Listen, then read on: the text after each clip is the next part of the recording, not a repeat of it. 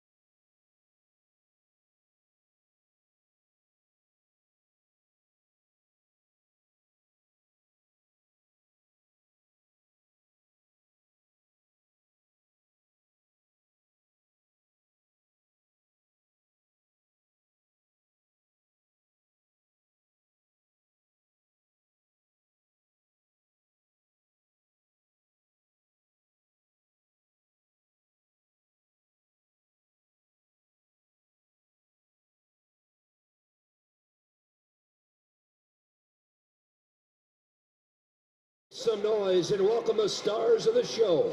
Your 2026 Welland Jackfish presented by Crime Stoppers of Niagara. Leading off, the left fielder, number 6, Daike Abe.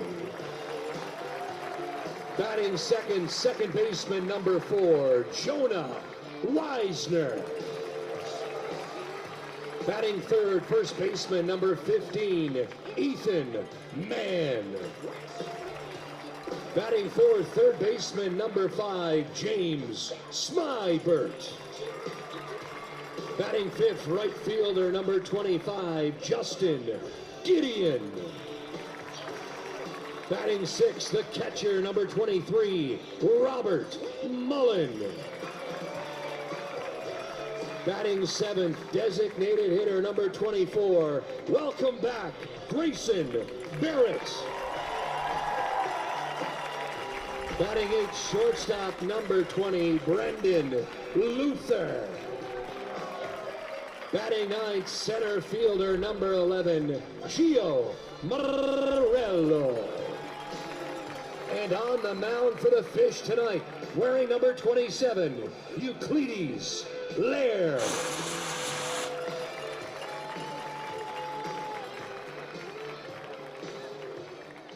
And now, fans, please rise if you're able, and please remove your hats here to honor Canada with the singing of tonight's Canadian National Anthem. Please welcome Kimberly Visser. Oh, Canada, our home and native land, true patriot love in all of us commands. With glowing hearts we see thee rise, the true north, strong and free. From far and wide, oh Canada, we stand on guard for thee. God keep our land glorious and free.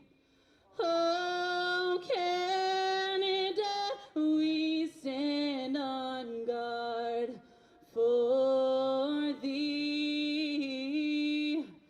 Oh Canada, we stand on guard for thee.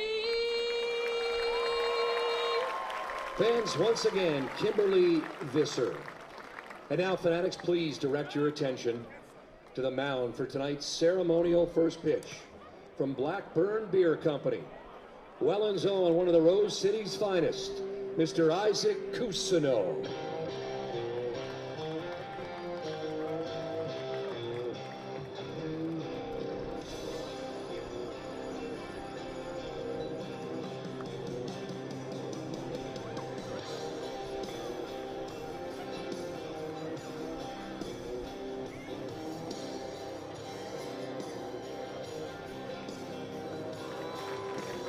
Fans, once again, Isaac Cousineau.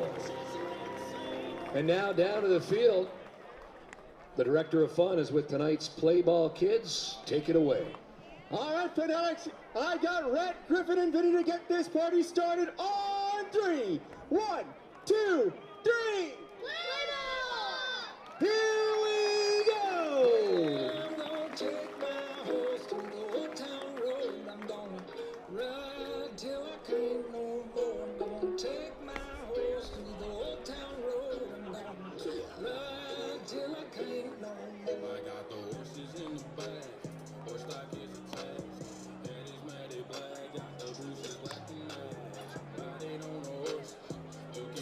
Good evening, everybody, and welcome inside Welland Stadium for a Thirsty Thursday. Alec Murray alongside Reese Dumani as Welland Jackfish get set to host the Kitchener Panthers.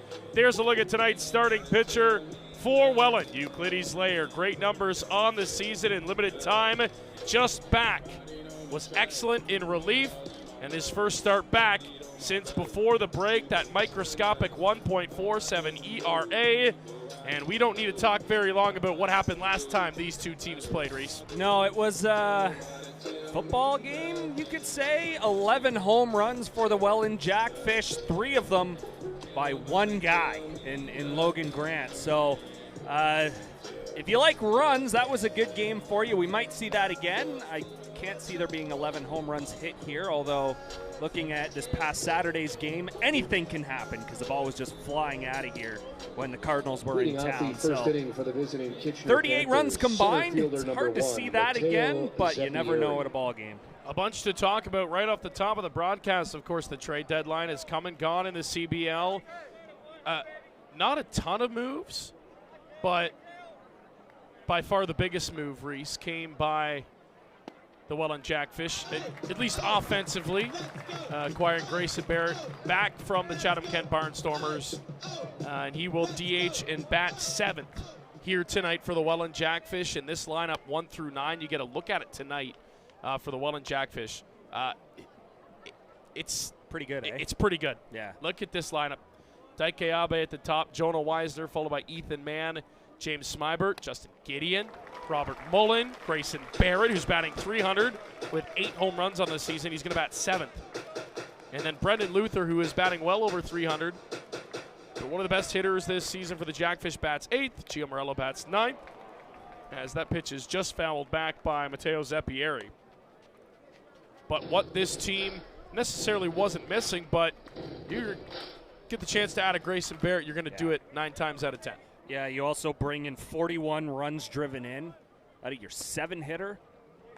Jackfish now have 3 of the top 5 RBI men in the league in Mann, Weisner, and Barrett. All over 40. 45 for Weisner. Mann's got 50. And then, 41 for Barrett. It's a hard base hit into right field for Matteo Zeppieri to lead off the ball game. Shortstop, number so they hit 11 home runs, and then they say, well, we want more. Let's go get Grayson Barrett back. Nice ovation for him. Yeah. Announced back to here at the pond. Absolute fire sale, if there's the definition. It was the Chatham-Kent Barnstormers who by far made the most moves at the trade deadline, Reese. They got rid of everybody. Thomas Green went to China. Austin Gurney back to Ottawa in the Frontier League.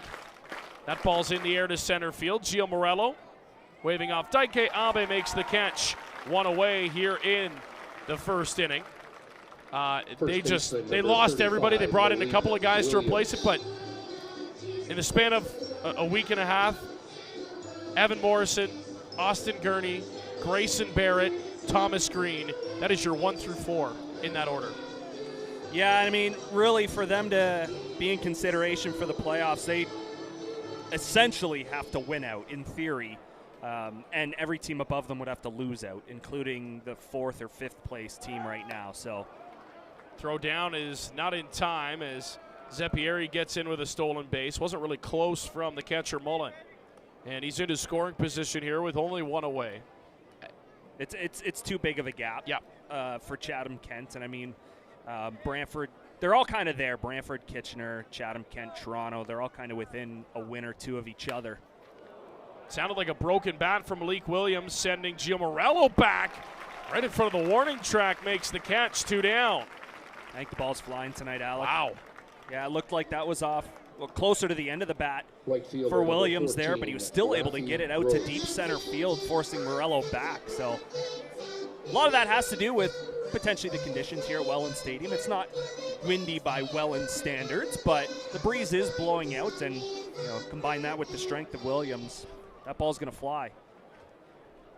Dakota Parsons went to Hamilton, adding to their bullpen. That's the big question mark for the Hamilton Cardinals. You don't question their lineup or their power. It's always been the bullpen, so they grab him from Chatham-Kent to add to that bullpen. The old saying, you can never have too many arms, is so true. And then you mentioned also the Welland Jackfish acquiring an arm from the Chatham-Kent Barnstormers as well earlier in the season. Pettipies. Right, yes, Eric Pettipies. That's a fine. followed me on I Instagram the I other couldn't day. think. Eric Pettipies. Shout out him. That one's right back over top of our heads. It stays at 0-2 with 2 away. So the rebuild is on in Chatham. Who knows what's to come there next year, but definitely been a season to forget for them. That ball's in the air to center field. Gio for the hat trick here. In the top of the first inning, makes the catch to end the inning. So a leadoff base hit is stranded at second base. All right, 3 fans, consecutive please direct your flyouts to attention Gio Morello to end the the main inning as we head to the grandstand bottom of area. the first. It is a Kitchener favorite tradition here at the scoreless. pond, Jackfish presented by coming Niagara up. College. We head down to the director of fun with all the details. Ryan Harrison, take it away. All right, Fanatics. I'm in section 102 with Tatiana, who hails from Bulgaria. Yeah, Bulgaria. That's what she said. This is obviously Tatiana's very first time here at the pond, and whether she likes it or not, she wants to become one of you, which means... Wait, what does that mean? What does that mean, Fanatics? I'm off today. And incoming, the one and only Fishman Fred himself with an ice-cold northern pike. Time to pucker up, Tatiana. You're gonna have one of us. You gotta do it. Yes! She wasn't sure, but she is one of us officially. Not only that, she's also gonna walk home with an ice-cold pond water lager. One more time for our newest fanatic at the pond, Tatiana. And how does free French fries sound if Welland Jackfish pitchers strike out 5 or more opposing batters during any home game this season? Each fan here at the ballpark can redeem their game ticket for a free medium fry with any purchase at Welland McDonald's locations on Niagara Street and Lincoln Street. And once again, $10 for every strikeout this season will be donated to the Ronald McDonald House. Want to wear the fish? Visit the new tackle box on the first base side of the stadium or online at shop.wellandjackfish.com for all your Fanatic needs. Leading off the first inning for your Welland Jackfish, left fielder number 6, Daike. Bottom of the first, welcome back. Just underway here at Welland Stadium. Alec Murray alongside Reese Dumani. As the Welland Jackfish get set with Daike Abe to lead off the bottom half of inning number 1. And Kitchener hoping for a better outing from their starting pitcher tonight. Abe after the first pitch. That's a fly ball to left field. Drifting over, Trent Lawson. And he can make the catch. It'll be a foul ball, though, so another life for Daike Abe. Or did he make the catch? Did he catch it? Batting He did make the catch. second So baseman one pitch, number one 4, out Jonah for Weisner. Deonis Rodriguez, rather. That's 2 fines already. I could not see that. I couldn't see the ball down the line. The shadows are playing games on us tonight, Reese. Well, and the way that ball was attacked by Lawson, he slowed up like he wasn't going to get to that baseball, and even his follow through after he did catch it looked a little odd, like he stumbled. Well, that's a heck of a play with that ball going away from him with off the lefty bat. Garcia rocks into the 0-1. Weisner fights it off, and now in an 0-2 hole. Game 4 for this Kitchener right-hander on the season, a 6.46 ERA, and that whip over 1.5 at 1.56. So in 15 1/3, he's been hittable. It's been a few walks, 6 to be exact. Wave and a miss, strike 3. Weisner down on 3 pitches, 4 pitches and 2 outs for Rodriguez. Yeah, he does get his fair share of those. He's essentially at 1 K per inning, sitting at 14 Ks coming in, so just under. But there is some swing and miss in that right arm. You saw it right there, making quick work of Jonah Weisner. How about these numbers up on the screen from Ethan Mann this season? My goodness. That's in a month and a half, too. That's not even dating back to opening day. Talking about a guy who's right up there in this MVP race this season all Absolutely. of a sudden is Ethan Mann. 10 home runs, 50 RBIs, batting over 400. One of, if not the premier right-handed power hitter in the league, as that one is right on a line. Rafi Gross will make the catch. And a quick 7-pitch inning for Deonis Rodriguez. Exactly what the doctor ordered for the Kitchener Panthers against the Jackfish. We head to the second. Scoreless here at Welland Stadium. Presented by Doc McGilligans. We'll throw it down to the Director of Fun, who is ready with all the details and our contestants. All right, Fanatics, it's time for the Fort Erie Stampede. We got Keenan and Curtis. Here's how this works. When I say go, you're going to hop on down to the finish line. First contestant across the line wins $25 to Doc McGilligans. Fanatics, are you ready? On your mark, get set, go. Look at them go. Stallions, baby.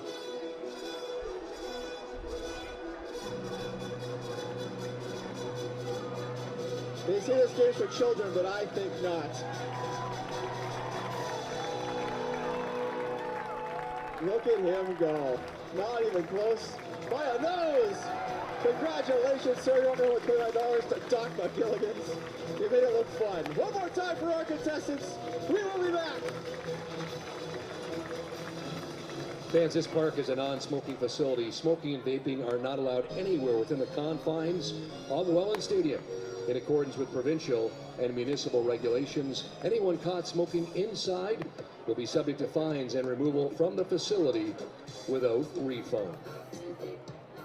Snag a foul ball. Visit us at Fan Services located at the front gate and redeem your foul ball for a great prize.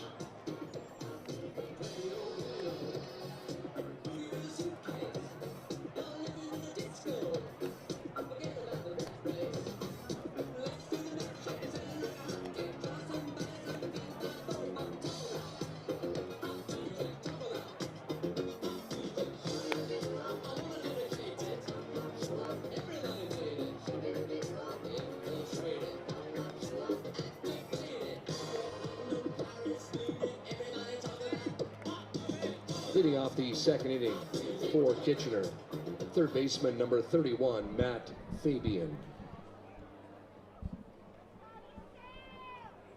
So Matthew Fabian will lead off the bottom with the top half of inning number 2 here at Welland Stadium. Fabian, starting the season with the Toronto Maple Leafs, was released and picked up pretty quickly by the Kitchener Panthers.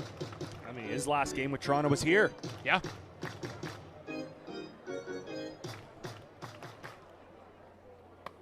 Big wave and a miss way out in front of the off-speed pitch. And Euclides Lair are quickly ahead 0-2. It's hard to think because it didn't feel like that long ago, but Fabian, this is already game number 8 with Kitchener. Fouled off by Fabian to stay alive.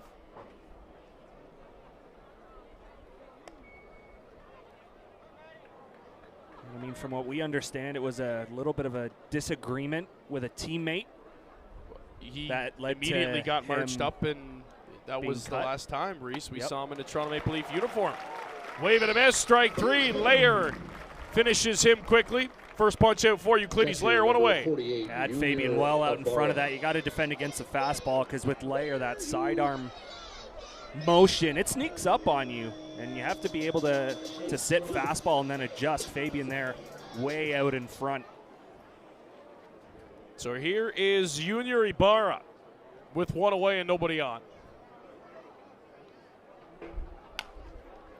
First pitch attacks, high chopper to Luther. He's got more time than usual, throws on to first in time. 2 down. Yeah, that's a really nice job by Luther there. This is his first game back in a couple. Missed the 2 on the weekend there, but Williams. understanding who's running down the line, Junior Ibarra, not the fastest guy on the Panthers, so knew he could take it on that high hop and take his time, set, plant, throw, and it was a strike over to Ethan Mann. And you got to think, too, the Welland Jackfish riding a 5-game win streak currently, Reese, 4-0 last weekend. They did that with C.J. Johnson and Logan Grant, who were impeccable filling in. And then this weekend, they replaced them with Brendan Luther and Grayson Barrett. And it helps your bench, too. Yeah, no kidding. Depth-wise, Reese. Now you get Carson Johnson, Brendan Hupe, and Logan Grant off the bench. Josh Williams goes the other way. Daike Abe is going to let that fall in front of him. And a 2-out single for the Kitchener DH will continue the inning. That's probably the smart play from Abe Left there. You fielder, can go number full out, 4, try to make a Trent diving catch Lawson. early, but it's early enough. With 2 outs, you feel okay that your pitcher's going to get another quick one here, so just lets it drop in front. But to your point, yeah, just you wonder, like, Brian Estrie has so many options off that bench, and it's guys who can hit for power, too. A lot of teams don't have that luxury no matter what level you're at. I mean, you get 3 home runs out of your quote-unquote backup catcher. Didn't hit like one on Sunday. Oh.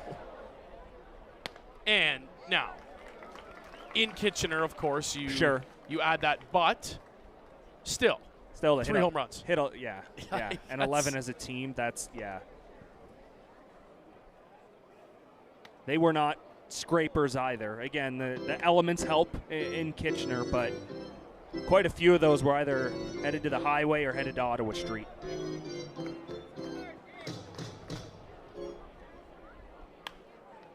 In on the hands of Lawson. That's going to be a flare into right field. It'll fall for a base hit. Williams not a ton of speed, so he's going to pull into second. And now with 2 outs, runners at first and second for the Second Panthers. baseman, number 12, Zane The way Williams Spencer. rounded second there, that was odd. You know, you watch the ball for a second, but there's also 2 outs, so just run, pick up your third base coach. It looked like he was about to run to third watching the ball. Obviously not far enough off of second base to get back picked, but just looked weird the way he rounded that. Didn't really pick up his coach, more of made the decision on his own. So here's Zane Scansey, who takes inside for ball 1. 2 quick outs in the inning for Euclides Layer, and now back-to-back base hits. Not even hard contact either. Those are 2 bloop hits. So as a pitcher, you're still feeling good because you're not giving up the hard contact. It's just tough when they drop where no one's placed. Scansey trying to turn it back to the top for Matteo Zeppieri, who's on deck. It's a called strike. That was pain. Perfect spot for that 1-1. I'd go a little bit further out this time. Yep. Way out in front of it, Reese. It stays at 1-2. Yeah, again, because that fastball sneaks up on you. You got to be ready for it, and then he just drops in a slider for you. Says, here, try to adjust on the fly. Wouldn't be surprised to see Layer go back to it. Here's the 1-2 again. Off speed. Strike 3 called. Got him at the knees. Scansey not a fan. Layer out of it here in the top of the second with his second punch out of the ball game. We go to the bottom of the second. Scoreless here in Make some Welland. noise if you want some free Jackfish gear tonight.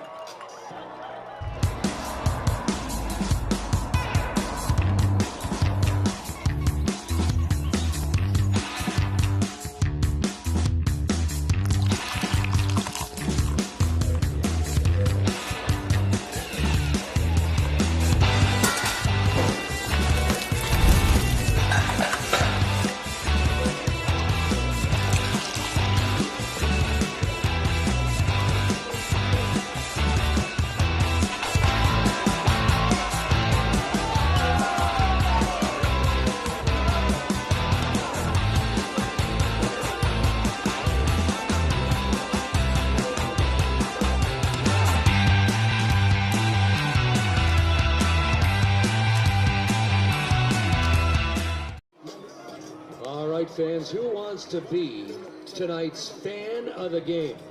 The fan of the game will go to the loudest, to the craziest fanatic here at the pond. So make some noise if you want to be tonight's fan of the game. Let's hear you, fanatics.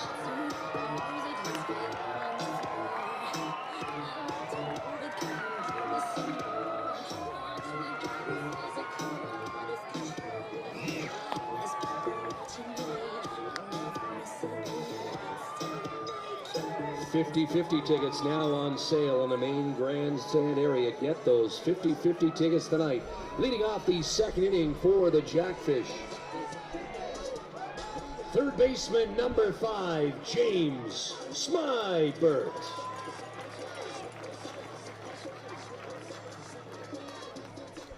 Bottom of the second, welcome back to the ballpark. It'll be James Smybert leading things off for the Welland Jackfish. He'll be followed by Justin Gideon and Robbie Mullen. It's Rodriguez catches the inside corner for a called strike. Great crowd on hand tonight. Reese again. This is awesome.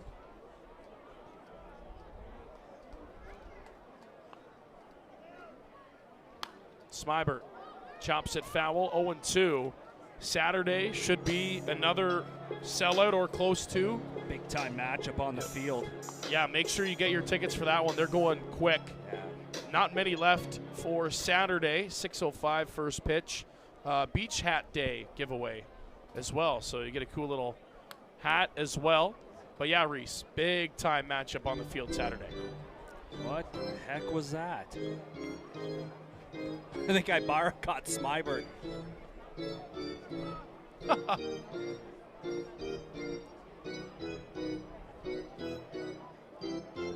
Yeah, no, that should be fun. August 1st. The majors in town. Yeah, that'll be a good one. The 0-2 on the way. Inside, Smybert lays off. You can almost bet it'll be Victor Payano on the mound for London. Yeah. And you can almost bet it'll be Ben Abram on the mound for the Welland Yep. Jackfish.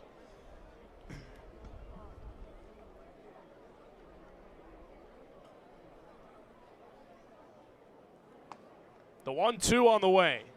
Smybert again fouls it off. Look out. Jeez.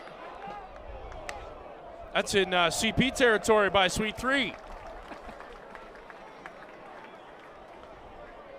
Yeah, we'll see what London does tomorrow. These Kitchener Panthers are at Labatt Park tomorrow night. Okay. But you know, we'll I see know which Roop. way You they know, go. yeah. I I know know. Roop. You know Roop. yeah. I can almost guarantee it's going to be Payano. Well, I mean, they've got two stud lefties. Yeah, So they that's- could go that's to true. either Yep. or, but yeah. Regardless, what a game we have on deck. Oh, it's going to be awesome. Great atmosphere. It's supposed to be great weather. Smybert takes in the dirt. It's 2-2. Also got one of those matchups tonight in Barrie. The Hamilton Cardinals, Barrie Baycats going to go at it in about 10 minutes or so, his first pitch. So we'll keep you updated on that, but that's a heavyweight tilt. Frank Garces on the mound for Barrie. Outside, called strike 3 on Smybert. That looked well outside from up here, Reese, but Smybert down on strikes, one away. Right fielder, number 25. Nick Leffler Justin says it was on the black. Gideon.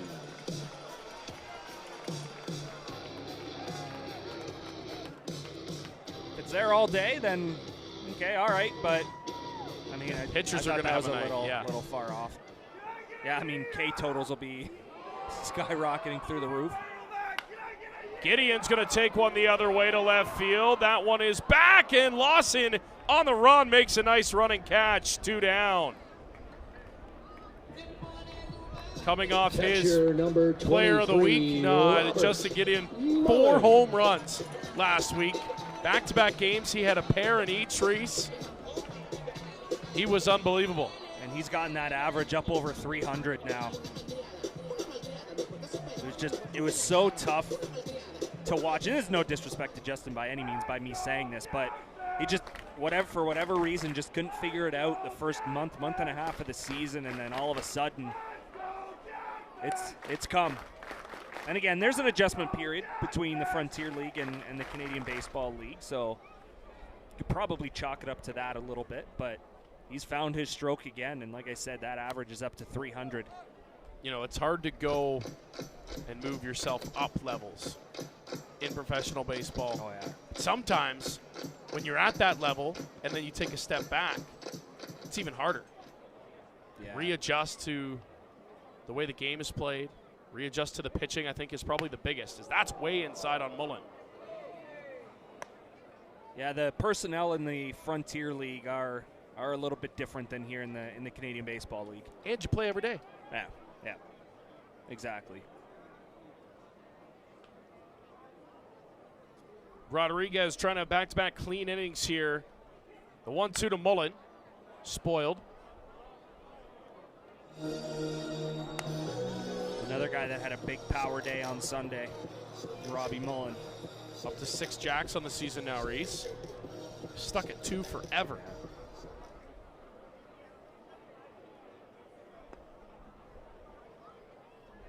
Rodriguez the sign.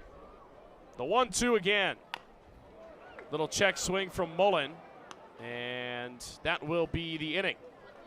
So 1, 2, 3 go the Jackfish again. Time, please direct your attention down to the field. And This through time 2 in front innings, of the we're visitors' scoreless dugout. as we head to the third. Kitchener Time and the Jackfish. for another rendition of the Daddy Dash presented by Elevate Auto.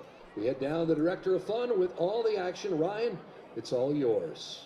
All right, Fanatics, I got Dave and Richard for the Daddy Dash. Here's how this works. When I say go, you're going to take off with your baby and your other baby, aka a 6-pack, around the cones and back to me. First contestant across the line wins a free oil change courtesy of Elevate Auto, Truck and Trailer. And yes, the baby and the 6-pack have to cross the line together. Fanatics, make some noise for our competitors!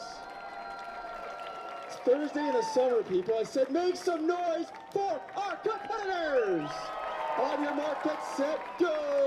They're off. Uh-oh, we got a bad wheel on that thing. That baby does not look safe. What a way to hold a baby is going to be. Yes, congratulations, sir. You're going to home with a free oil change courtesy of Elevate Auto, Truck and Trailer.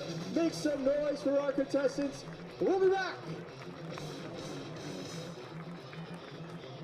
Fans want to get involved with the fish? 2026 corporate packages are available. Learn more at wellandjackfish.com/corporate or call 905-735-9834.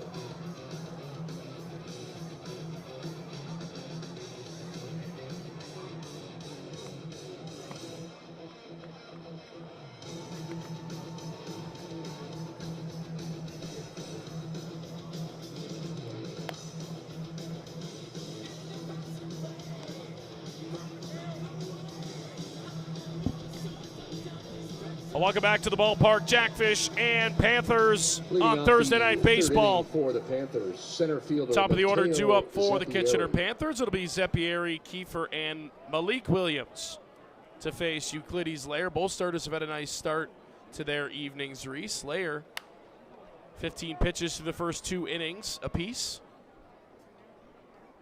It's exactly what you want to be on pace for.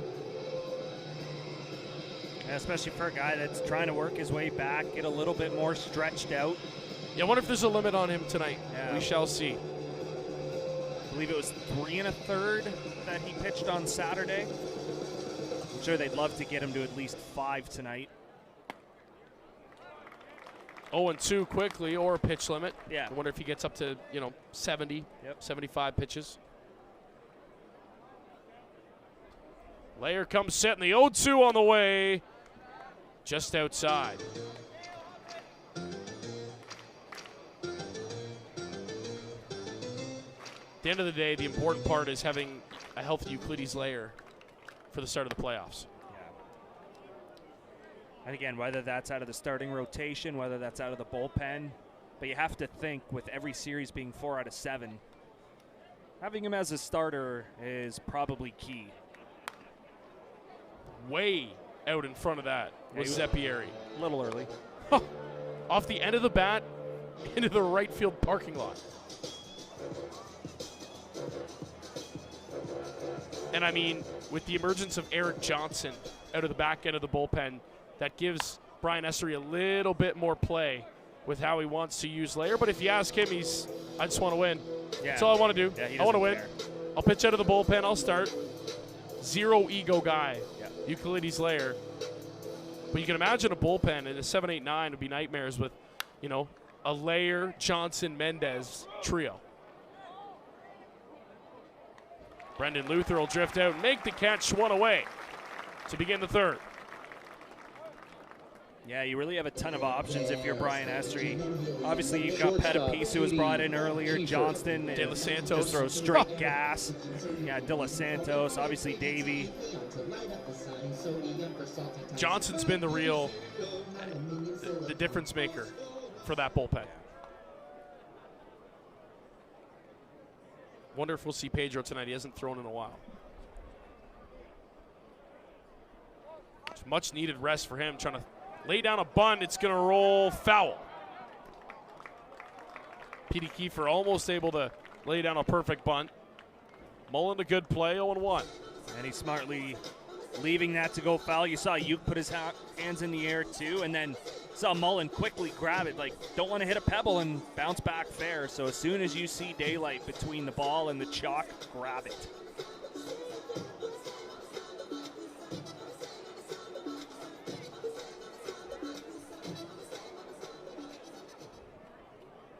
The 0-1 from Lair. What a pitch. 0-2. Yeah, he can't do anything with that. Oh, started out of the zone, Reese, and just bend right back in over the outside of the plate. The 0-2 on the way. In on the hands of Kiefer. Smybert will make the catch in foul territory. 2 down. And this is what Euclides Lair does. Weak contact. He'll mix in his strikeouts, but weak contact, Reese. This is now the 5th fly ball he's gotten in the game. 3 of them have been to Gio Morello, but a pop-up there to Smack. Previous to that, it was to Luther. Yeah, just all weak contact off the hands. We saw Williams get one off the end of the bat in the first inning. Yeah, I mean, 5 of his 8 outs have been fly balls, and then 2 have been strikeouts. So 1 ground ball.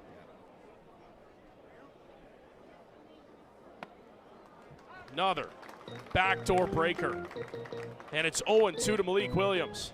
Yeah, he doesn't think it came back and caught the black. Well, Rodriguez got that call in the bottom of the second.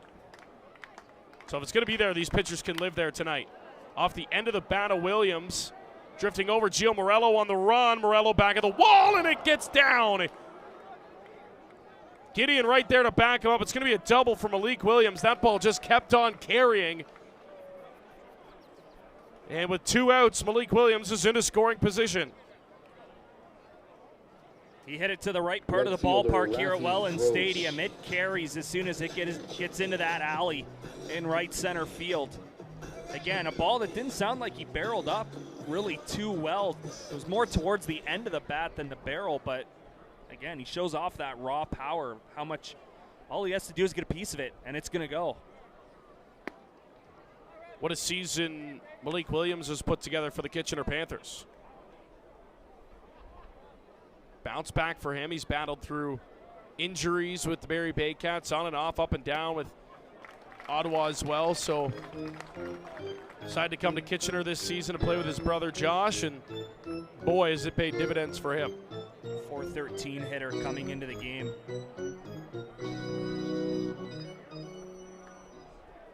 The 1-1.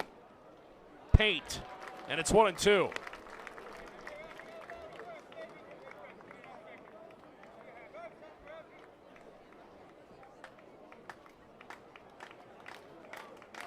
Layers 1-2 on the way inside.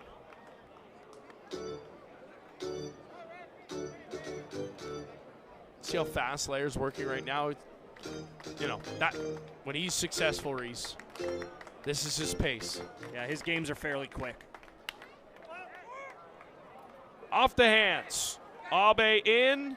He'll call off Luther and make the catch. The inning is over. 3 scoreless from Euclides Lair as we head to the bottom of the third. Still looking for our game's first run. With one lucky fan.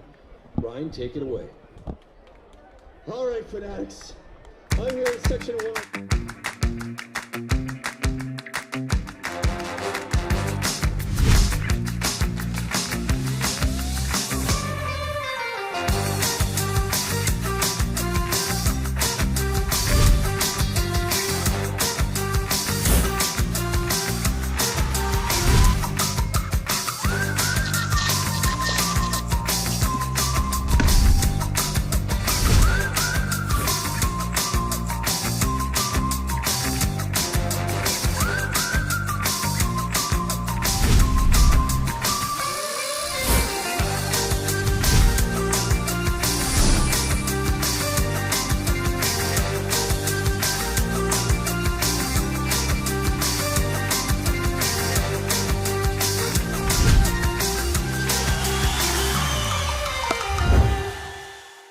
4.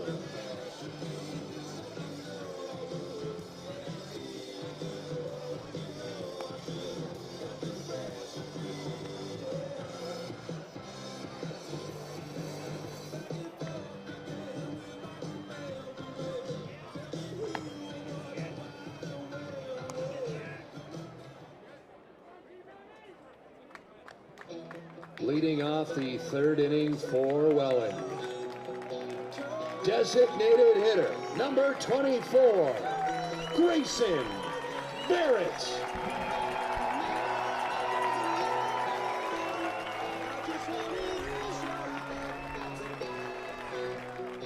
Well, you hear the ovation for Grayson Barrett back in the Rose City. What a walk-up song. I love it. How happy is Grayson Barrett? He goes from worst to first, and he's trying to make it 1-0 on the first swing. 0-1. Yeah, we missed that swing here at the pond. Fans love Grayson Barrett here in Welland. He got a nice ovation when he came back and received his ring. It's a hot shot foul, and it's 0-2.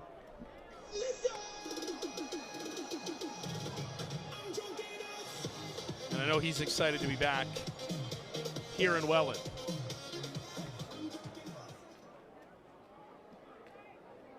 Rodriguez at an 0-2.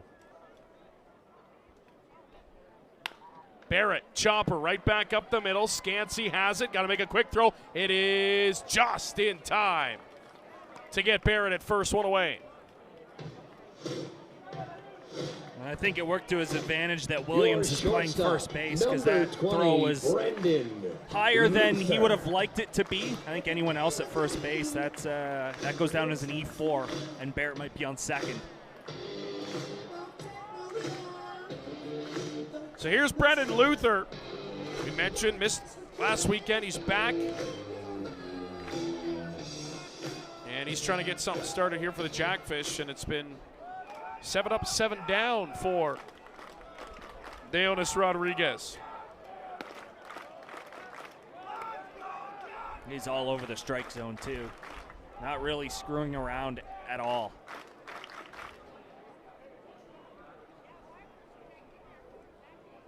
Retired 7 hitters on just 22 pitches. The 0-1. Luther pops it up down the left side. That'll get into foul territory and up and out of play. And another 0-2 count for Rodriguez.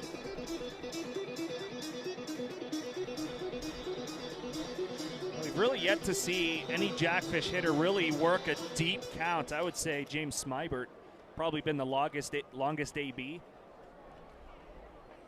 Rodriguez 0-2. High for ball 1. I mean, if I'm the Welland Jackfish, you got to start swinging early in counts. If he's going to pound the zone, attack. Well, more often than not, that first strike you see is probably the best one.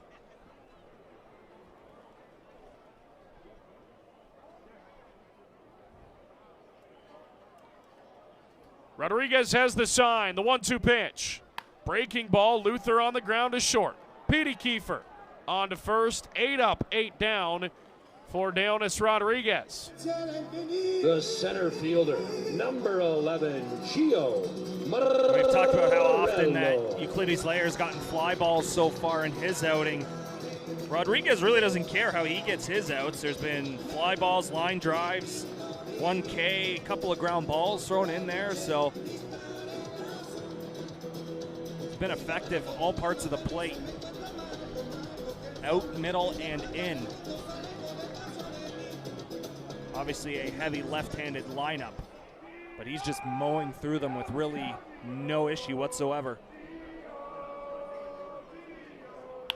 Gio Morello attacks the first pitch. That ball's deep to right field, and it's over the head of Rafi Gross. Gio gonna pull into second with a 2-out double. There he is. First hit of the ball game for the Jackfish, and the Italian Stallion is in a scoring position. Well, you're the one that just said it, Alec. Why wait?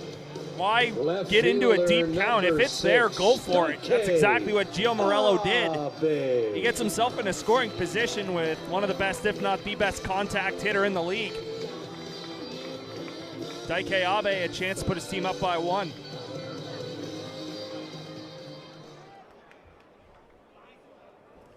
Huge hole in right center field for Abe. If he hits one there, it's a triple. Yeah, easily. Abe can spray it all over the place as he takes inside for ball 1. And also get to see Rodriguez out of the stretch for the first time in the game. Yep. You see that gap there. There's a ton of green. Gee. Country mile in between the right fielder and center fielder. He's way over out front of the tender cut sign. A called strike to Abe, 1-1.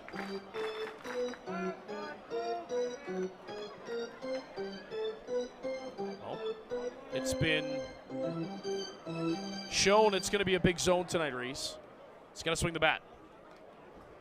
The 1-1. In tight, and Abe backs off. 2-1 the count. So he goes outside, back inside. Yeah, he tried to go up and in, get a swing and miss. Abe not biting. One guy that's not going to chase a pitch. It's Daike Abe. I would just keep living on that outside part of the plate. See how far you can get. The 2-1. Comes back inside, right back to the pitcher, Rodriguez. Toss to first. Inning over. Well, Deonis Rodriguez and Euclides Layer going head-to-head here Fans, through it's 3 time innings, to get scoreless on your as feet. we Make head some to the noise 4th. if you want a free baseball. Get loud, Jackfish fans. Let's hear you. Who wants a free? This is so bad. What if somebody sees this? We have to get rid of this. Oh, I've got some ideas. At Penn Financial, our advisors can help you clean up the mess and make sense of your finances. Whatever your financial secret is, there's no judgment on our end. Don't live in financial stress. Come to Penn Financial. We'll help you clean up the mess. Niagara College programs immerse students with a highly experiential learning environment enhanced by digital technologies. We place students at the center of all that we do. We are Niagara College. When we at Miller Lite set out to brew a light beer, there came a moment of truth.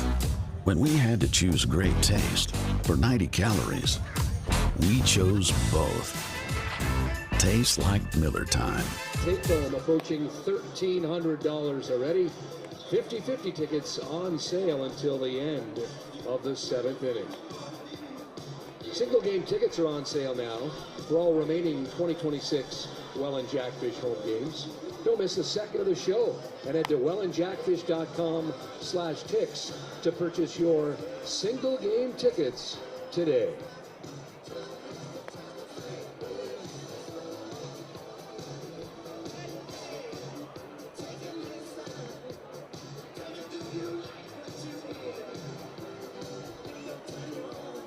Leading off the 4th inning for the Kitchener Panthers, third baseman Matt Fabian.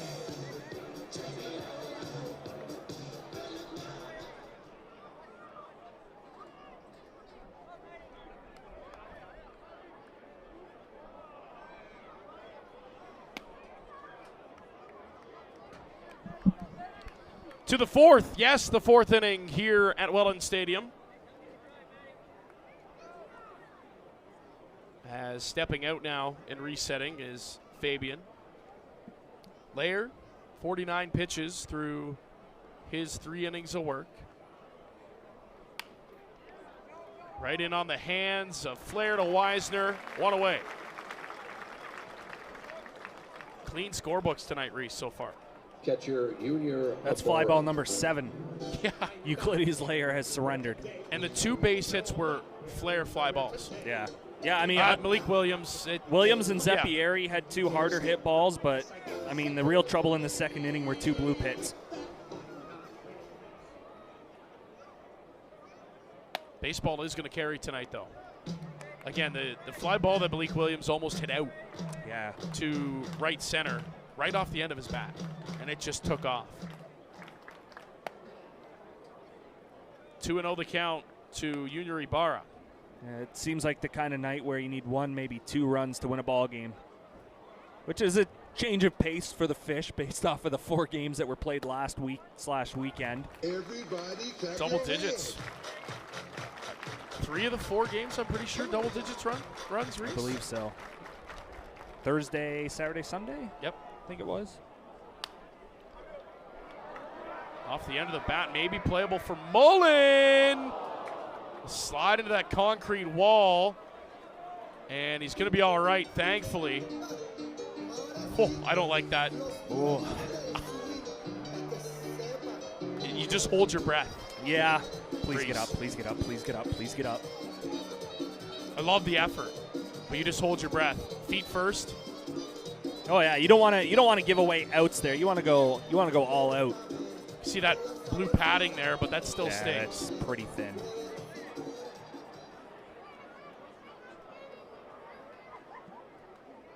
The 2-2 from Layer. Just able to get a piece, Ibarra. I don't know how he got a piece of that. I have no idea. And this is probably a point now, if you're Euclides Layer, you can ramp it up and come inside with a fastball. Yeah, you got him leaning out over the plate. That leaves the inner corner wide open. Wave and a miss. He goes back to the off speed. And another strikeout for Uke Layer. 2 down quickly here in the 4th inning. Layer has 3 punch-outs now on the night.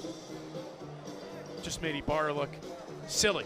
Yeah, he looks like he's in mid-season form, and I get it. It's the middle of the season, but not for him. Probably the freshest arm the Jackfish have, though, realistically. Yeah, absolutely. You can look at it both ways. Yeah, this is just game 5 for him, so. Williams looked like he was taking all the way on that first pitch, and it's 0-1. Yeah, he had 0 interest to offer on that. Not sure getting in the hole is what you want to do with Euclides Layer pitching. Outside for a ball. Williams 1 for 1 with a single back in that 2nd inning.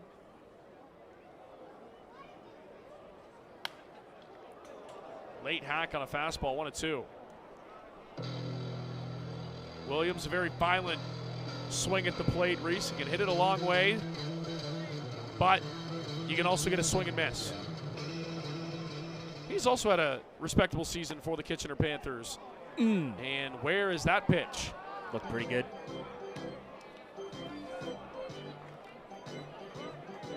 So that corner might not be there. Robbie Mullen was already stood up walking back to the dugout. I think all 9 guys on the field were.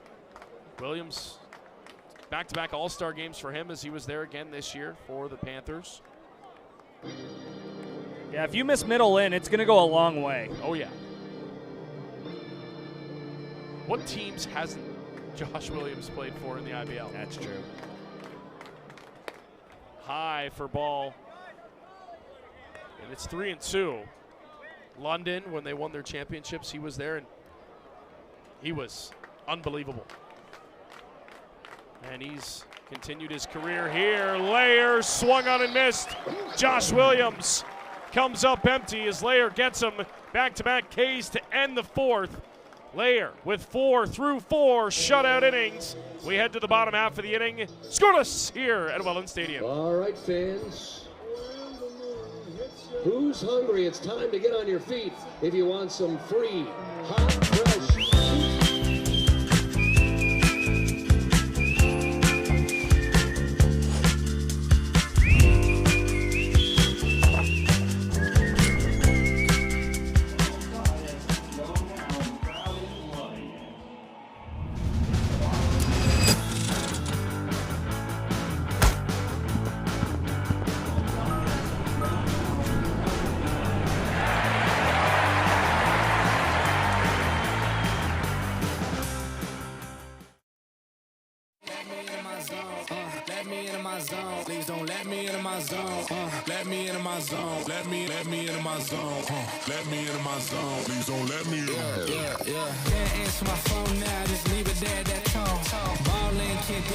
Cause I'm back in my zone now.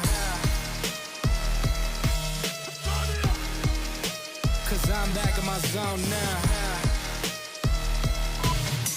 The road game at Tailgates as the official road game viewing location during this, the 2026 season. Head to the bait shop now or visit Denise at the Catch Beer Bar on the third base side and enjoy an ice cold pond water lager or slippery fish light by Newark Brewing. Please drink responsibly. Welland Stadium stops serving alcohol at the end of the 7th inning. Leading off the 4th inning for your Welland Jackfish, second baseman, number 4, Jonah Weisner.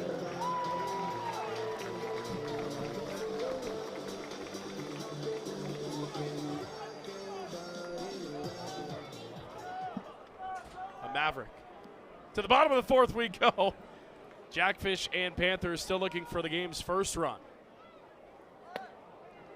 I don't get bunt that and pulling reference. back. Am I stupid? I don't get that at all. I must not be cultured.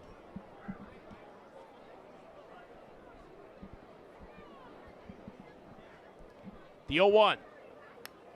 Fouled back, and it's 0-2 again. Oh, Top Gun. Come on, Reese. I'm stupid. To be fair, I've never seen either movie. Come on. So. That took way too long. Yeah. Take that as a compliment. Yeah, I said it before. You're just missing the flight suit.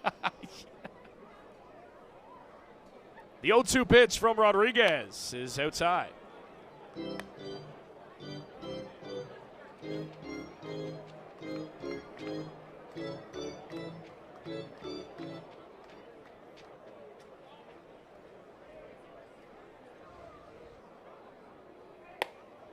Pitch draws high, 2-2 the count. It'll be the middle of the Jackfish order. I mean, 1 through 9 is pretty much the middle of the order, but logistically, it'll be Weisner, Mann, Smybert, 2, 3, 4.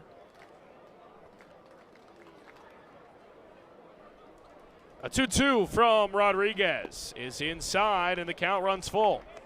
Nice at bat here by Weisner. Quickly falls behind, and now he's worked it full. See if Jonah can get a leadoff base hit here, and even a walk the Jackfish will take here. Get the leadoff man on. 3-2. Weisner's going to poke one into right field, base hit. Leadoff man aboard. Heck of an at bat from Jonah Weisner. Nothing chintzy about that single either. Again, he worked it full after falling behind, and then a hard line drive to right field. It looked like Gross came up ready to fire it to first base, see if he could get the ever so popular 9-3 put out. But obviously too much speed out of the box. That's a heck of a job by Weisner there. You know, after you follow the first 3-up, 3-down inning for the Panthers, where they were retired in order, you'd love to strike with a couple. Man takes downstairs in the dirt. Great job. He barred to block it. Great chance to catch up with Jonah's family on this past weekend. Yeah. They were down from out west. And they were right behind the away dugout in Kitchener, too. They were easily visible. Yeah, made the trip to Toronto as well, so it was good to catch up with them. There goes Jonah taking off as Mann fouls it off, so Weisner will have to head back to first base. You got to add a little protection. Ibarra, one of the better defensive catchers in the league. We saw his framing and how well he was, or how good he was at that the last time the Panthers were here. But he's got an arm too.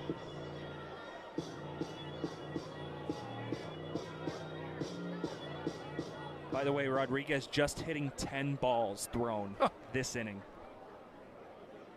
The 1-1. Right back up the middle. Could be a pair here. Kiefer steps on the bag on a first in time. And it's a twin killing. Just like that, there's 2 gone. And that's why you want to start the runner there. The third baseman, Weisner stayed put James that time, but that's Kiefer just ranging over, and no reason to flip it. Take it yourself, fire it to first.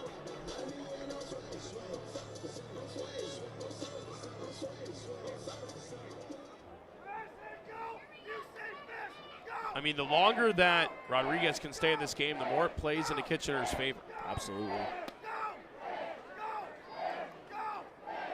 0-1 as Smybert takes a called strike.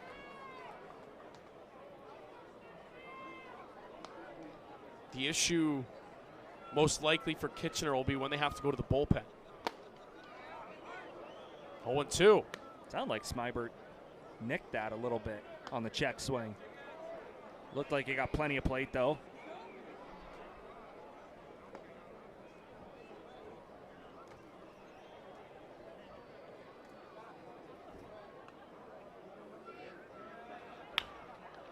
Chopper to the right side. Nice play. Scans. He can't get it out of his glove. It'll be an infield base hit for James Smybert to keep the inning alive for Justin Gideon.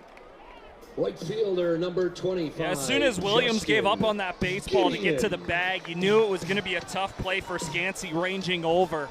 Would have had to have been a catch, transfer, and throw all in one fluid motion, but the transfer is what got him and allowed Smybert to reach.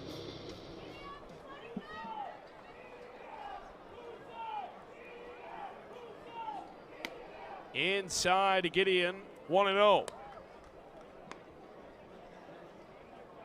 Be a good time to see another bomb.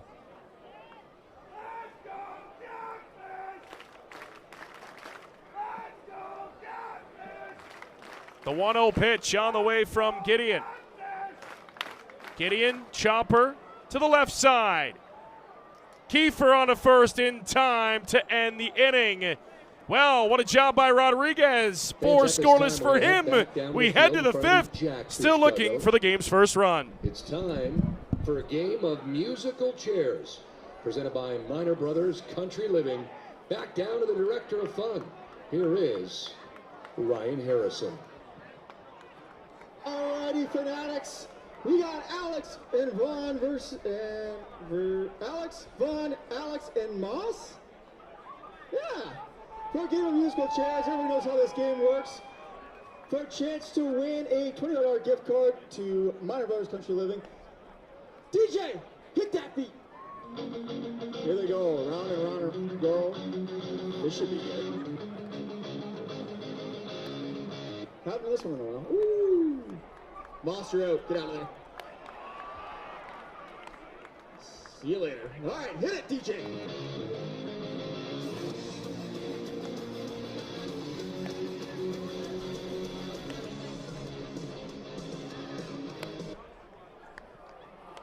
Left standing.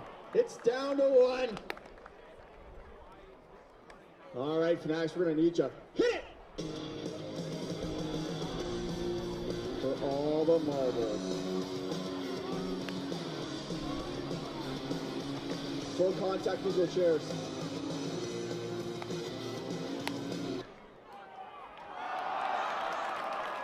Congratulations, welcome home with $20 on Minor Brothers Country Living. Fanatics, one more time for our contestants.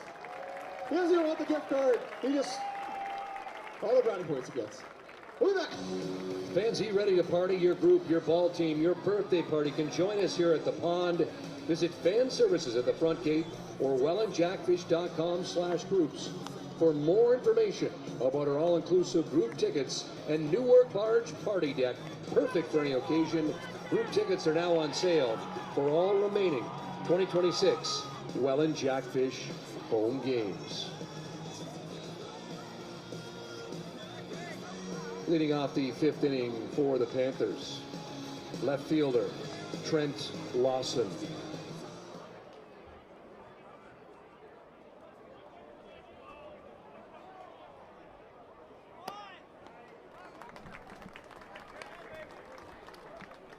To the top of the 5th we go here at Welland Stadium. This game is officially an hour old. And it's 0-2 to Trent Lawson, who will lead it off. It'll be 8-9-1 due up for the Panthers. Lawson followed by Scansey, and then Zeppieri back to the top of the order. Into left field. That ball sinking quickly. Here's Abe with a dive, and he makes the catch. A little bit of everything on display here tonight. Defense, pitching, one away here in the top of the 5th on a nice grab by Abe. Got a really nice jump on that baseball. Read it well. Good route. Scansey. What else is new from Daike Abe? You talk about a guy who knows his routes, Reese, too, and he let that ball from Josh Williams drop earlier, and you don't question it. And then he makes a play like that. Great speed, of course, out there, able to cover a ton of ground. And this outfield now, I mean, all season long with Gideon and Morello, you know what you get out of them. But to add Abe into the fold, he struggled a little bit defensively early on, but he's really found a groove here late on in the season. And another 0-2 count, this time to Scansey. And what works out well with bringing Grayson Barrett in, too, is you can give his legs a break every so often because Barrett very capable of playing left field. He's the fourth outfielder on this team.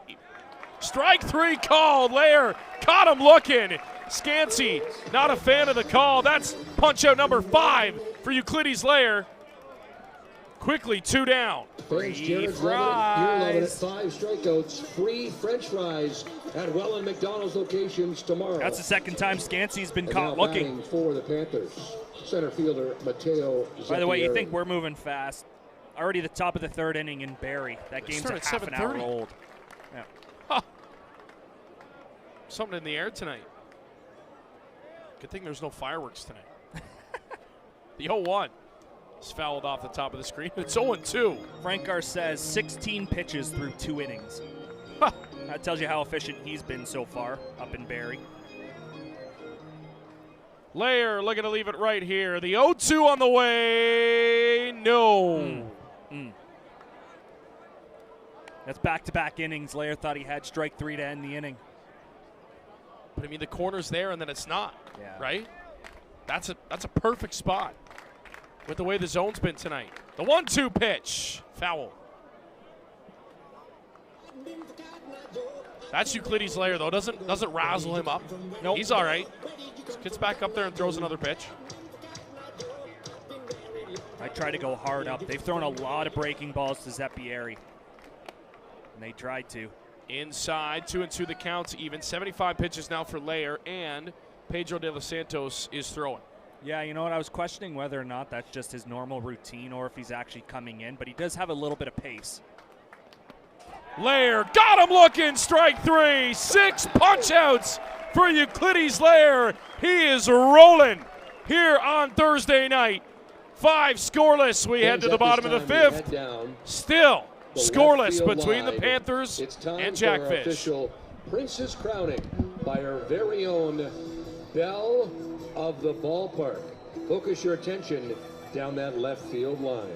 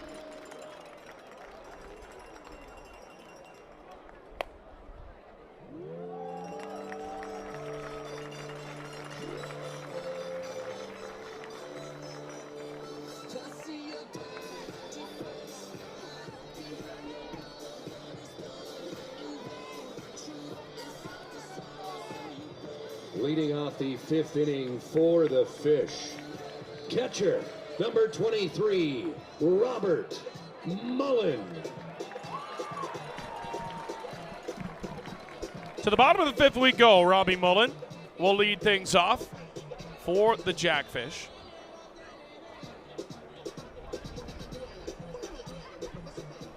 Mullen, like much of his teammates, 0 for 1 tonight. Deonis Rodriguez rocks into his windup. First pitch is high and inside. That's only pitch number 48 on the night for Rodriguez. Only 12 balls. That's impressive. As I'm choking on the pizza. The 1-0 is And again, it's there now. Euclides Layer did not get that. In the top half of the inning. The 1-1. Wave and a miss, and it's 1-2. There's a pretty good pitch there for Robbie Mullen to drive. Just looked like he was under it.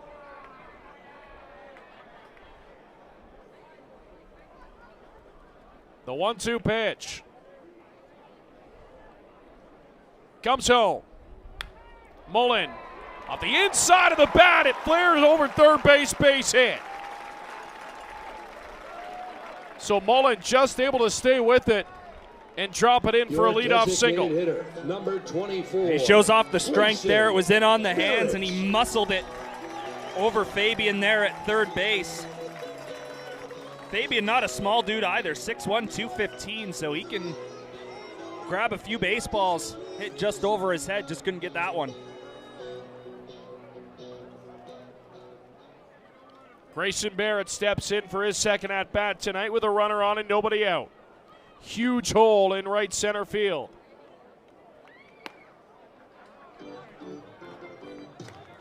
Outside for ball one.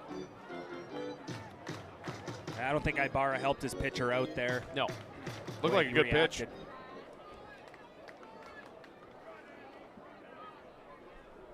The 1-0.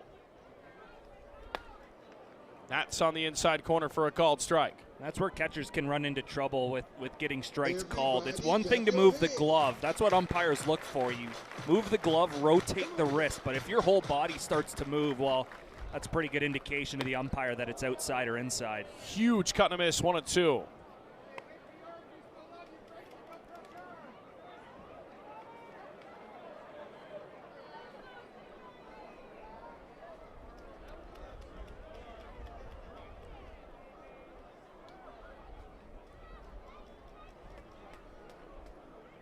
The 1-2 from Rodriguez. Foul tipped into the mitt of Ibarra, and he hangs on for a strikeout of Barrett. One away. Just blew it by him. Shortstop, number 20, Brendan. Ball was probably a little bit up, but a little bit too close to take. And as a lefty power hitter, your eyes usually light up when they're just above the top rail. It was just late.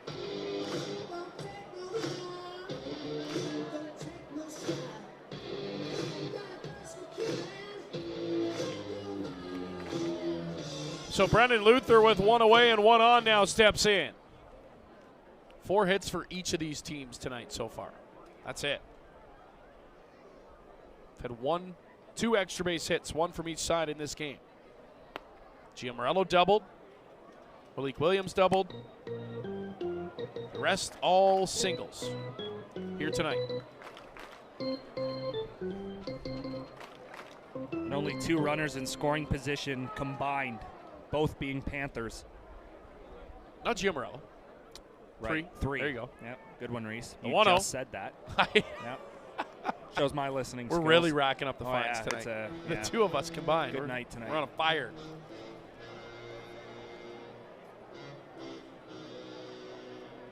Damn math. Who needs it? That's why we talk behind one of these. That's what I'm saying. A 1-1 pitch on the way to Luther. Rodriguez checks the runner, now comes home. Luther going to lay down a bunt. It's going to be a tough play. Rodriguez slips, makes the throw to get him by half a step. That's a heck of a play by Dionis Rodriguez to get that ball over to first. He slipped Reese, his back foot, and he still made the play. Yeah, that's a heck of a job to hop. He's falling off the wrong way, stops himself quick enough, then he goes to get that ball. You're right, like that could have easily gone wild. You slip, that ball can easily go down the line towards the Panthers bullpen, but he made a strong enough throw, and it was the right call. Dionis Rodriguez has been this good tonight. He's also got 3 outs, Reese. Yeah. 3 ground ball outs to him. He's made the play on to first. That one, the best of the 3. And even one of them, he ran it himself to first base. So let's see if Gio Morello can do what he did last at bat. He's 1 for 1 tonight with a double. No, this is back-to-back games that the Panthers have come into Welland Stadium, and their starters have been unbelievable.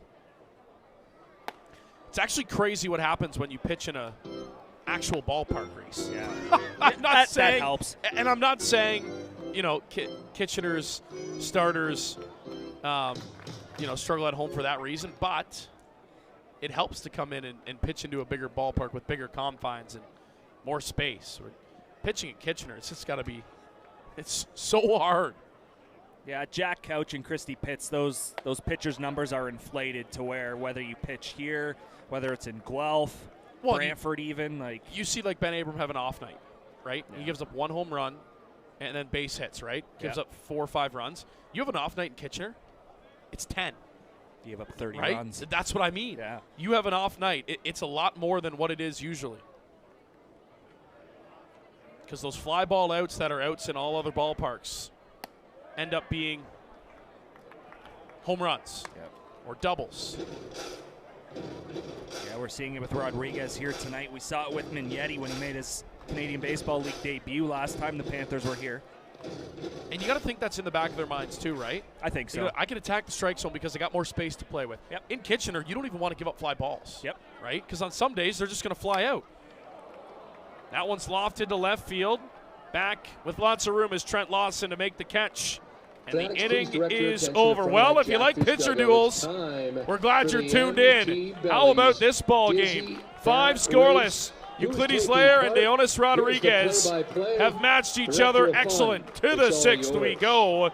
Zeros here in Welland. We got Ronan and DJ for the empty bellies dizzy bat race. Here's how this works. When I say go head to bat to floor, spin around till I say stop. Full point, you get off your butt and try to hit the ball off the tee. First contestant to do so wins $25 to empty bellies. Fanatics, I need you. Make some noise! On your mark, get set, spin. They're off. Pretty good too.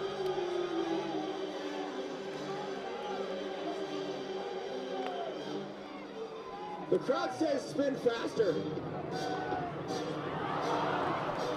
Get up. You're not done yet. Yep, keep going. All right, what do you guys think, yeah? Yeah. Are you ready? 10, 9, 8, 7, 6, 5, 4, 3, 2, 1, go. Hit the ball to tee. Right there.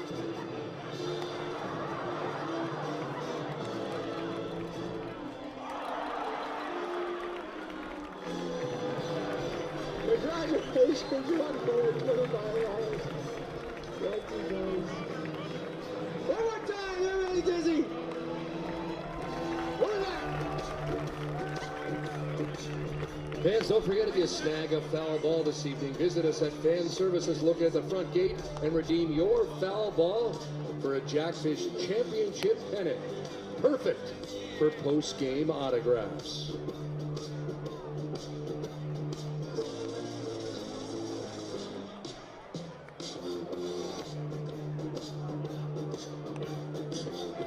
Leading off the 6th inning for to the 6th we go. Scoreless. Alec Murray alongside Reese Dumani here at Welland Stadium.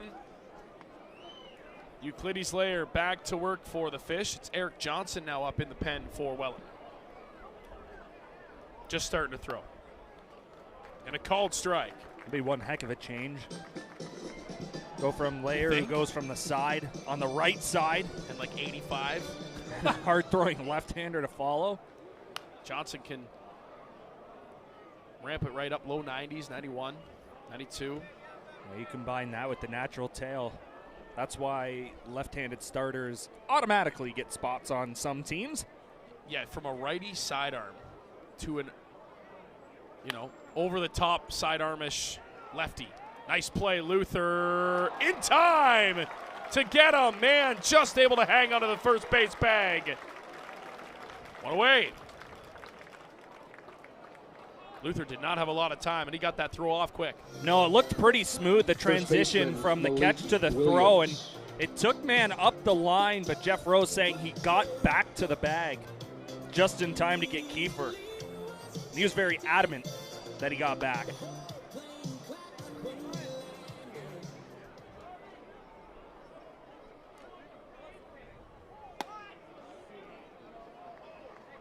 Pitch Charles away for ball one to Malik Williams. Malik 1 for 2 tonight with a double. 2-0.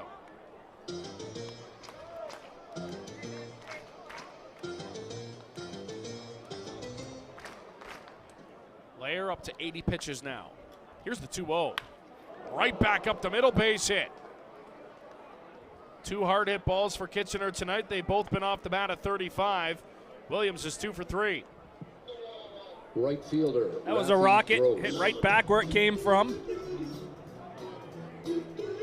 Lair just having to bail out of the way for his life. How hard that ball was hit.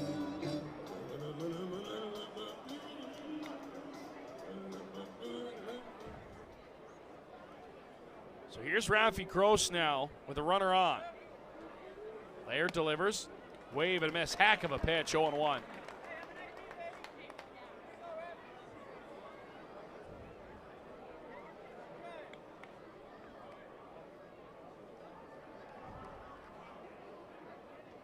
The 0-1.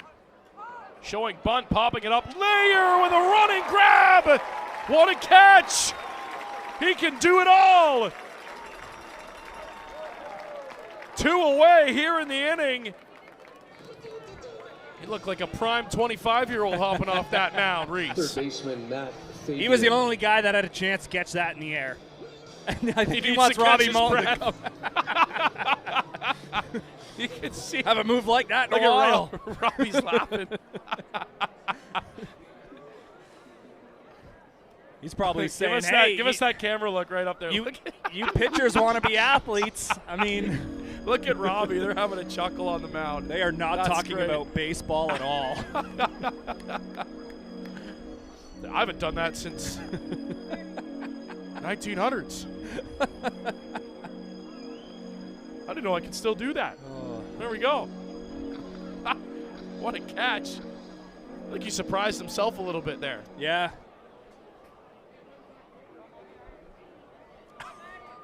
That's great. That was awesome. And the fact that you can burn a mound visit, That's too. worth the mound It's visit. worth the mound visit. Yep. Strike one. Comes right back into the zone immediately. That takes you back to when he first came into the league, started pitching for the Red Sox. More recontact in on the hands on the infield. Smyber to wave everybody off. He's camped under it, and the inning is over. Well, we got ourselves a pitcher's duel. Euclides Lair surrenders a base hit, don't matter. Gets out of the inning unscathed. We go to the bottom of the 6th. Still zeros here in Welland. I'm really nervous over here. I'm here in section 101 with Sandra, and Wherever you go, wherever you stay, don't you forget that love is always coming your way. No matter how far, how broken you are, don't you forget that love is always coming your way. Always. What are you guys doing today? Having fun. You gotta act nice to get that hug. It don't matter if you stuck inside that mud. The sun's still gonna be shining down on us. If you ever felt left out, burdened or weak, I promise I'll lie straight from the enemy. Coming for your mind, body, soul, and energy. But do not be deceived, cause you are loved, you are chosen. Your body isn't broken. For every door that closes, a better one gets open. You got a light inside, too radiant to hide. If you don't think so, let me change your mind. Wherever you go, wherever you stay, don't you forget that love is always coming your way. No matter how far, how broken you are, don't you forget that love is always coming your way.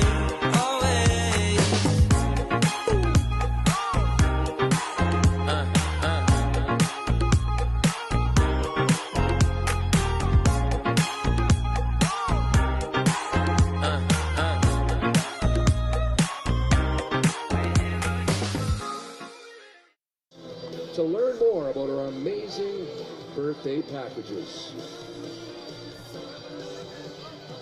Leading off the 6th inning for the Jackfish, left fielder number 6, Daike. Well, you're reading the clocks correctly tonight. We did start at 7:05. It is 8:30, and we are in the bottom of the 6th. As Abe squaring to bunt backs way out. Ball one. And we finally have some runs in the league. Not here. But in Barrie, the Hamilton Cardinals have taken a 2-0 lead on the Barrie Baycats thanks to Carlos Dominguez's 2-run homer. That's a rope down the right field line for Abe. It's got extra bases all over it. Abe on the turn. He's going to pull into second and lead off double for Daike here in the 6th. Third time through the order now for the Jackfish against Rodriguez. See the adjustment already from Abe, and you're going to see it coming up now with Jonah Weisner just to get that leadoff guy in scoring position for only the second time for the Jackfish in this game. See if they can do something with it. At minimum, Jonah Weisner's got to get him to third base, whether he makes it out or not. Abe over there leading the league in stolen bases too, Reese. True, he could just steal third base. Yeah. That's true. For how hard runs have been to come by tonight, I would be shocked to see them put on a steal here, though. Yeah, great point. I've been surprised before, but I would be shocked to see Abe take off here because he's going to score on a base hit regardless if he's at second or third. Yep, good point. And there's nobody out. Why risk it? Panthers fully expecting a bunt. Outside for ball one to Weisner. So that inch or two off the outside corner has seemingly gone away here as we get to the middle and later stages of this ball game.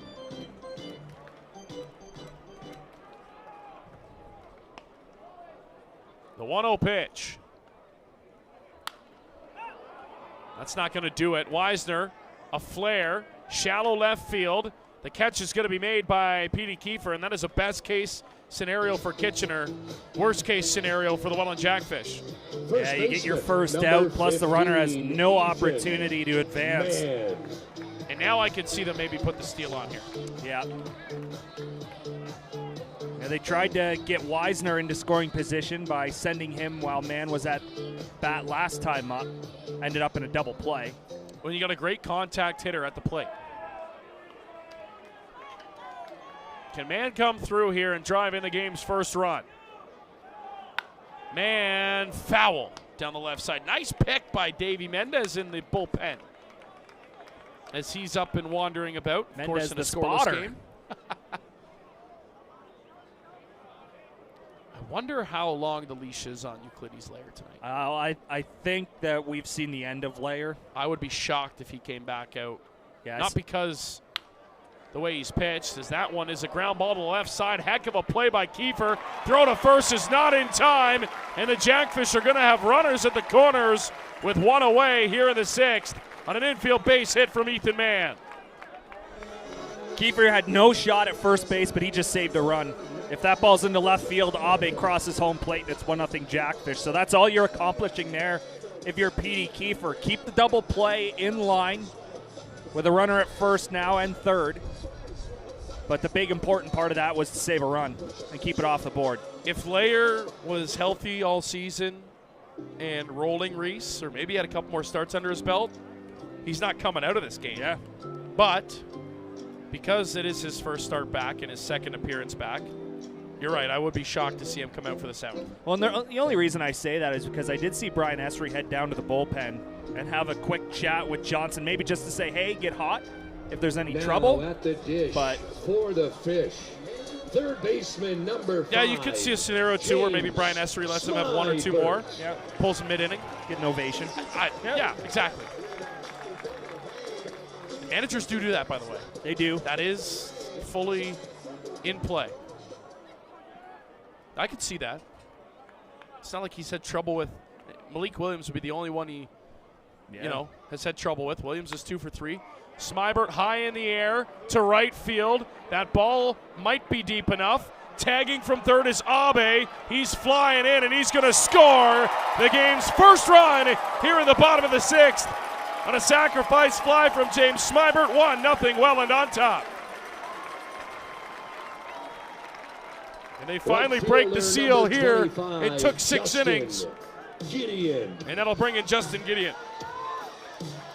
Yeah, at first look, it looked like Smybert was way too far under that for it to travel a great distance, but it kept going and going, and the right fielder, Gross, did have to keep moving back quite a bit, and we already mentioned Daike Abe's speed. He's going to score on mostly everything to the right side of the field, so Smack with a selfless at-bat there to get the game's first run home. Ball one outside from Rodriguez. Up to 68 pitches now is Rodriguez. Still a prime number for being in the 6th inning. 11 say, pitches an inning. Yeah. Up to. Yeah. Only at. On point at 68. Inside, and it's 2-0. See if Gideon can find a ball to drive here. Shift is on, and Gideon in the outfield, of course, to the right side. Yeah, if he can find a way to hit a liner into that left center field gap, that is a mile for Zeppieri to run. We saw him do it last weekend. Huge breaking ball. It's 3-0 to Gideon. Yeah, that was a ball right out of hand. That's one of the easier takes Justin Gideon's going to have this season. 21 balls race only for Rodriguez here. It's crazy. He only hit double digits in the 4th. 3-0. Inside. Ball 4. Gideon will take a 4-pitch walk. And this is a spot maybe where we'll see a pitching meeting, would you think, or a manager meeting out on the mound? Well, it would have to mean that he'd be done. They've already had their manager's meeting. Oh, yeah, or that's coach's true. meeting, Ibarra went out. Yeah, that's right. Ibarra went out. And there's a zero action. Why would there be? In the there Panthers goes Pete bullpen. Kiefer, though, down to the bullpen now. Yeah, so someone's going to get up.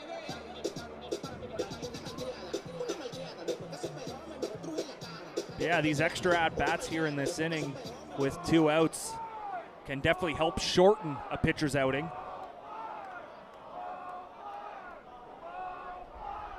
Here's Robbie Mullen. Wave and a miss, 0-1. That was a perfect pitch there from Rodriguez. Mullen clearly trying to ambush him here in the 6th inning, but he paints the outside black. Mullen looking to pull the baseball, comes up empty.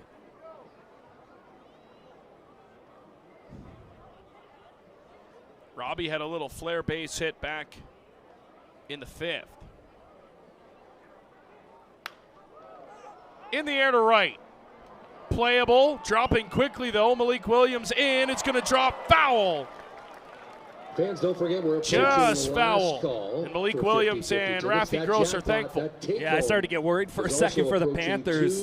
$2,000. Get caught looking at each other like that 50-50 Spider-Man tickets meme. on sale now. Everyone just starts pointing at each other, and then the ball drops fair.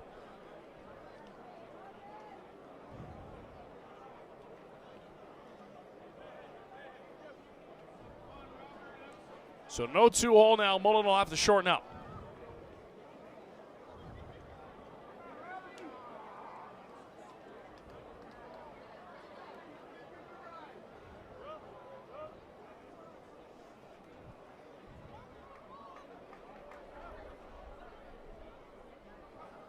The 0-2 in the dirt.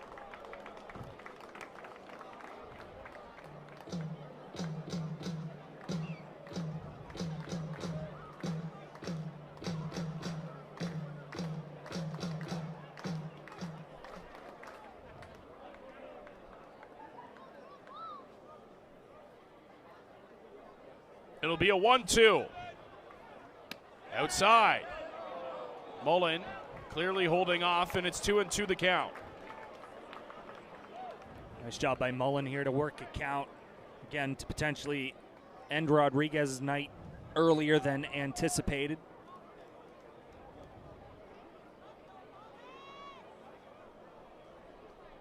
When you get into these later innings of ball games too, the more information per at-bat, more chance of success. Robbie's going to step out and call time here. At this rate, you've probably seen everything that a starter has to offer the 3rd time through.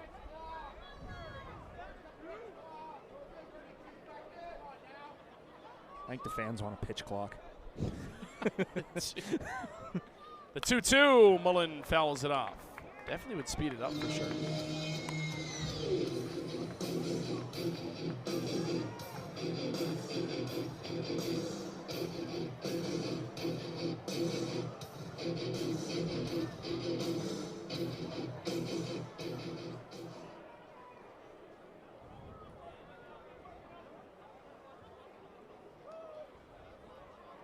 Another 2-2 on the way to Robbie.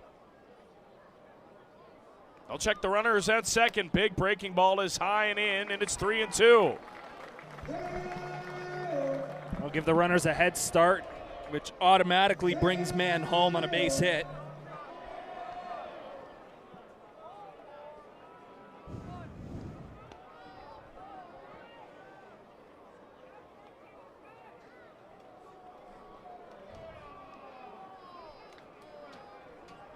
The payoff on the way to Robbie here in the bottom of the sixth.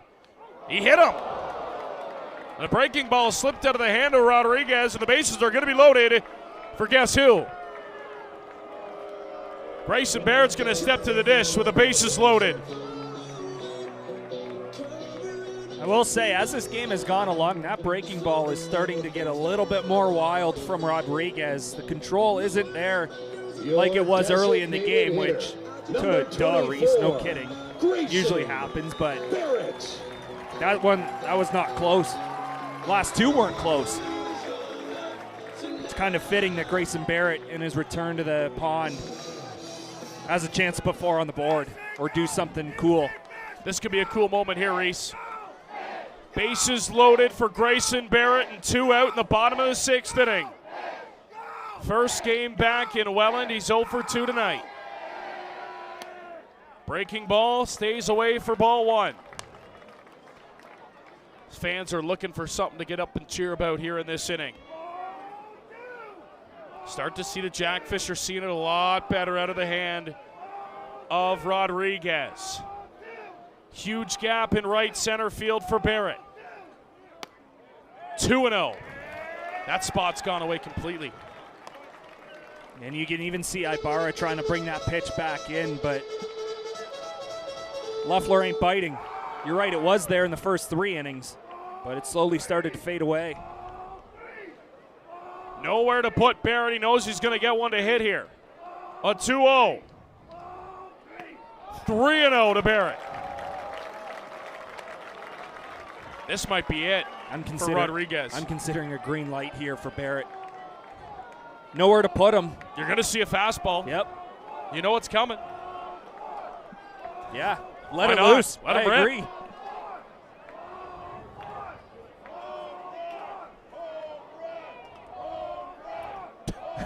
They've changed You know their what the ball fans for want. home run. That's awesome. It's going to be a 3-0 pitch. On the way. And he took all the way. 3-1. Yeah, it looked like an automatic take, which I can understand. You know, make him prove that he can get back into the strike zone. He did throw 5 straight out.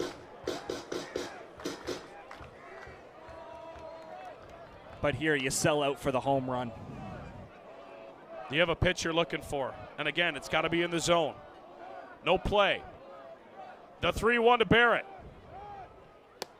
Big hack and a miss, and the counts run full. Rodriguez might have taken a little bit off there just to slow it down. Not sure who's warming up in the Kitchener bullpen. It's hard to read those light blue numbers on a gray jersey. Yeah, whose idea was that?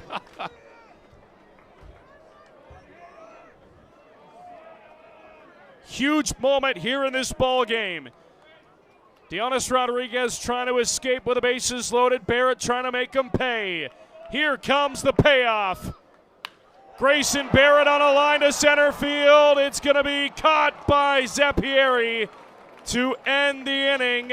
And Rodriguez tiptoes his way out of trouble. The Welland Jackfish get a run on a sac fly from James Smybert. And we head to the 7th. 1-0 on top.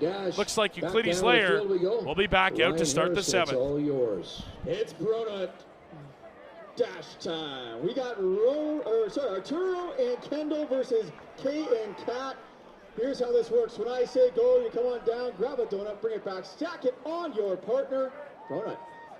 Once all 4 stacked, you bring it on back to me. First team across the line wins $25 in free gas from Shell, courtesy of CAA Niagara. This is my all-time favorite. Fanatics, I need you. Make some noise! On your mark, get set,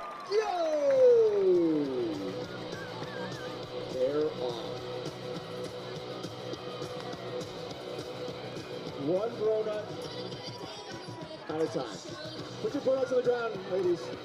Donuts on the ground. Thank you. All right, donut number 2 down. Here we go. Oh, I said donut. Donut. All right, it's pretty even here. I haven't seen an even contest like this since last Thursday. On to the last one. That's my job. Right. All right, here we go. Oh, boy, this could be close. Come on. Come on. Congratulations, we're going with $29 to Shell, courtesy of CA Niagara. Fanatics, make some noise for our contestants. We will be back.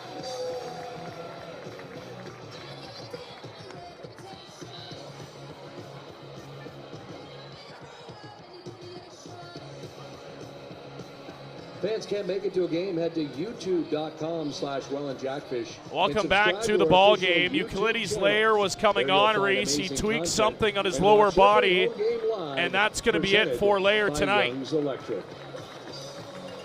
going to come out of the ball game. That's going to help keep this site beautiful. And Layer's going to get a nice ovation. Let's sign off and listen to this ovation for Euclides Layer tonight.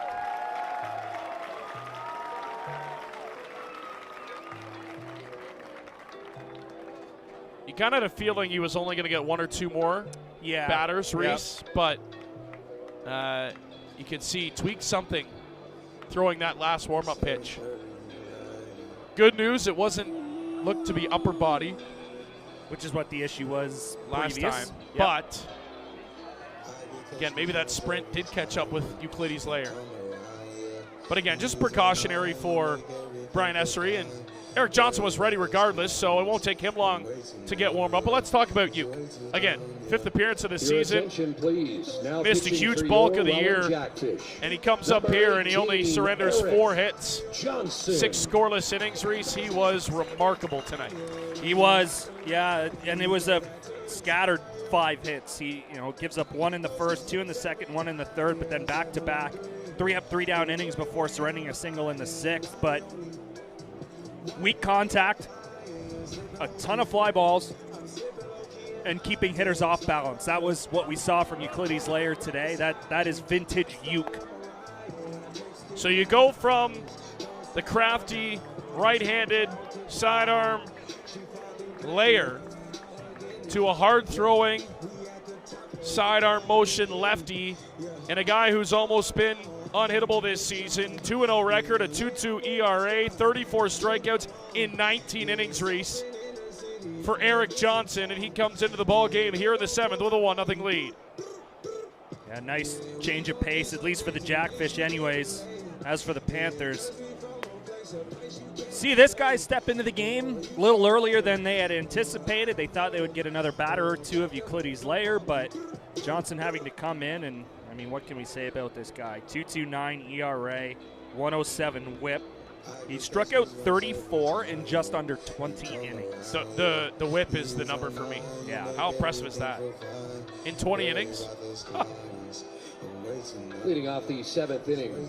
And obviously with an injury, relievers have as much time as they need to a certain extent. Within reason to get ready, but it worked out. Johnson was already pretty well hot, ready to go. So be Junior Ibarra to lead off the top of the 7th for the Panthers. First pitch to Ibarra in there at 89 from Eric Johnson. And I think Ibarra was Uke's last hitter with the left-hander Williams on deck. Would have been a perfect spot for Johnson to come in. Ibarra, Williams, and Lawson Dua. The 0-1 goes off speed, outside for a ball. So you go from 90, Reese, to 75 on the off speed. Huh. That'll throw you for a loop. Have fun.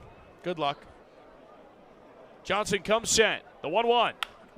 On the ground, that ball is going to get through the pass as Jonah Weisner gave it a look. Heck of an effort on a dive just out of the outstretched glove of Weisner, and it's a base hit for Ibarra to lead off the inning. The Panthers are looking to answer quickly after surrendering the game's first run. And this is the matchup where Brian Estrie was anticipating, lefty on lefty. Designated hitter with Johnson Josh and Williams. Enough to be able to get a ground ball.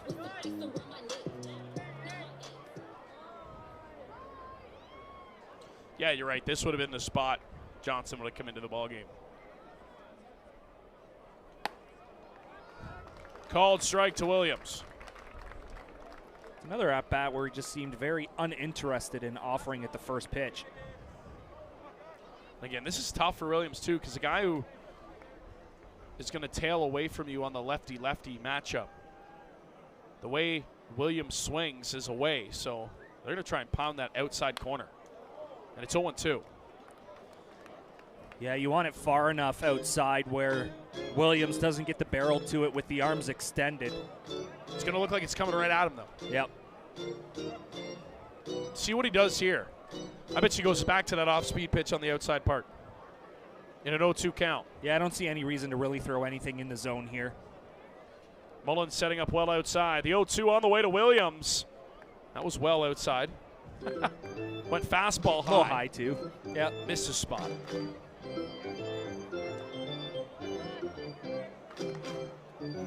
Well, if you're going to miss high, it better be way high and not miss down. Already talked about Williams' power at lengths in this game. Both of them. 1-2 stays away. Good take from Williams. 2-2. Yeah, it's a good spot. It's close enough where it makes you think about it, enough where you might get a chase. But this man has a really good eye.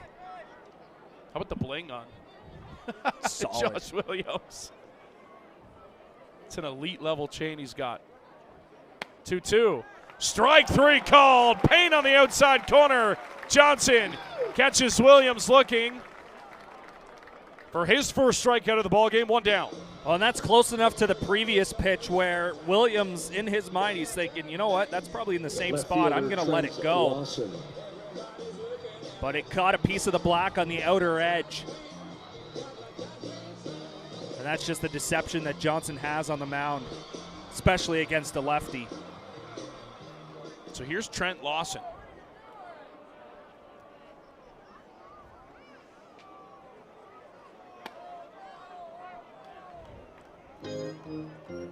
Say, Ibarra better be careful over there at first base. Robbie Mullen loves to backpick.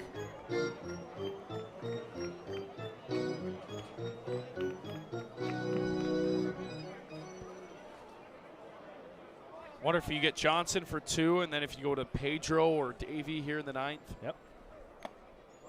Cut on and missed, 0-2.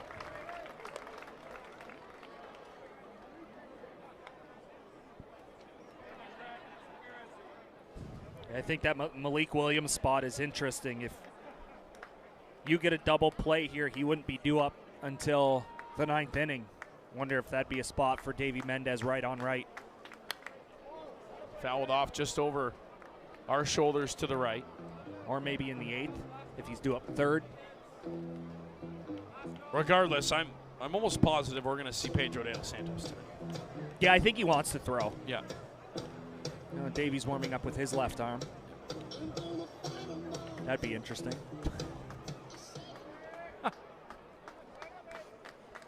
The 0-2.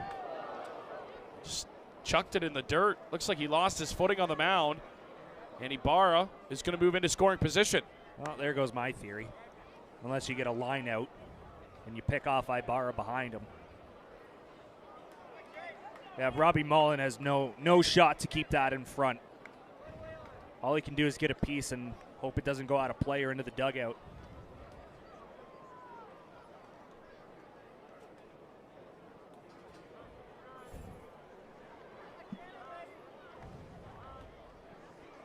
Johnson's 1-2. Strike three called. Caught him looking on that corner again. 2 away. Yeah, he painted it again, same side as he got Williams. You know, Lawson's close enough to the plate where there's not a ton of room inside. So,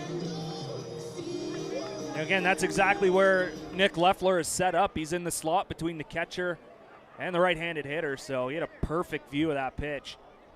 Lawson tried to sell it by chucking his arms up. Reese didn't work. Leffler had already gone into his punch-out motion behind the dish. Again, we talk so much about pitchers. If they're not around the zone, you're not getting anything close. It's, you know, the exact same the other way. If you're in the strike zone, much like Rodriguez was today, some of those iffy pitches, those 50-50 spots, the ump's going to give you the benefit of the doubt because you've been in the strike zone. So it works both ways, whether you're in it consistently or out of it consistently. Johnson looking to strike out the side here, ahead 0-2 to Scansey. Trying to leave Ibarra at second. Here's the 0-2 pitch. It's outside.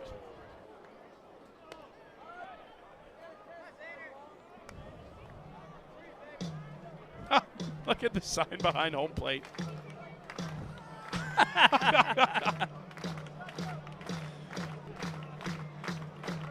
He's got the eye test sign out behind the dish. Oh, man. The 1-2 pitch is caught by Luther. Oh, what a play! B-Luth ends the inning. And we will head to the bottom of the seventh. On that note, 1-0 Fish on top. Thanks to Brendan Luther laying out and making a fantastic grab. Jackfish up, 1-0. Me out to the ball game. Once again, thank you so much, Rodney. And old Harry has a special dedication this evening.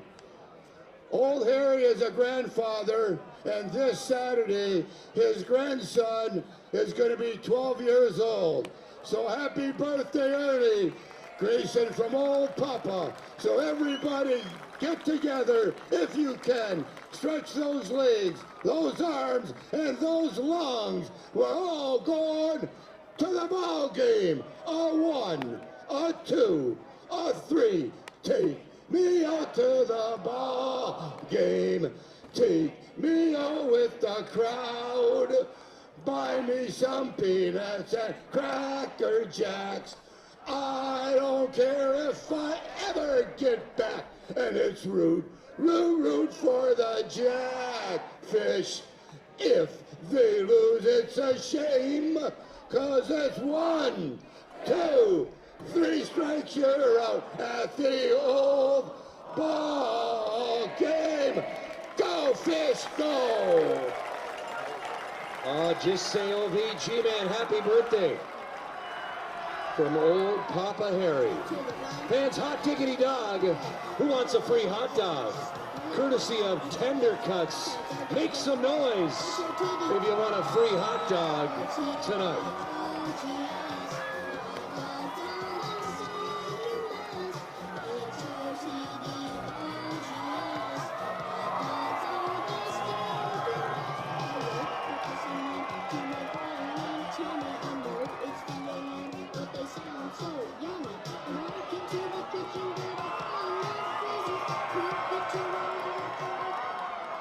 Leading off this 7th inning for Welland. Shortstop, number 20, Brendan Luther. Bottom of the 7th. Brendan Luther will lead things off. Alec Murray alongside Reese Dumani. Thanks for joining us. Fish on top, 1-0. And Deonis Rodriguez is back onto the mound.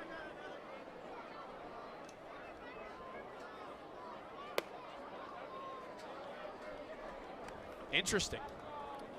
Yeah, maybe a spot where he gets the inning unless there's trouble.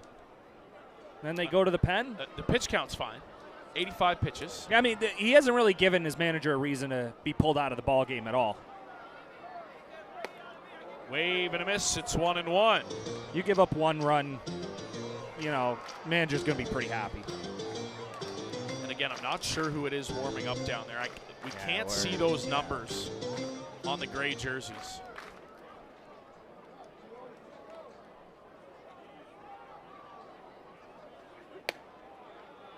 Two and 1. Also a quick update from Barry. Still 2-0 Cardinals. However, in the bottom half of the 5th inning, Baycats are threatening 2 on, 2 out.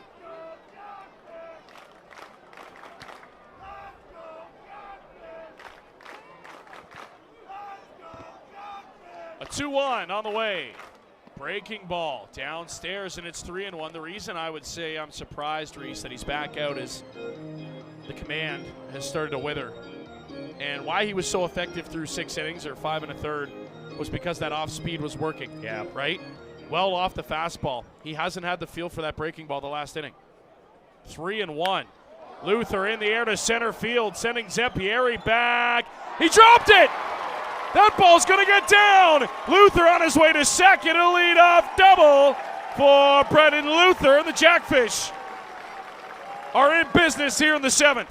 Center fielder. Because why wouldn't you start off the next half inning with a double after you make an absolute robbery of a catch in the top half of the inning? So Luther hit it hard and got the center fielder, Zeppieri, all turned around. He had to pivot a couple of times and just really had a tough time tracking that baseball off his glove and down. You know, and it's hard to imagine Rodriguez seeing the top of the order again. I just saw what you motioned down the press box here. Wondering if Morello might lay one down. I wouldn't be surprised in this spot. Panthers think he is. Yep.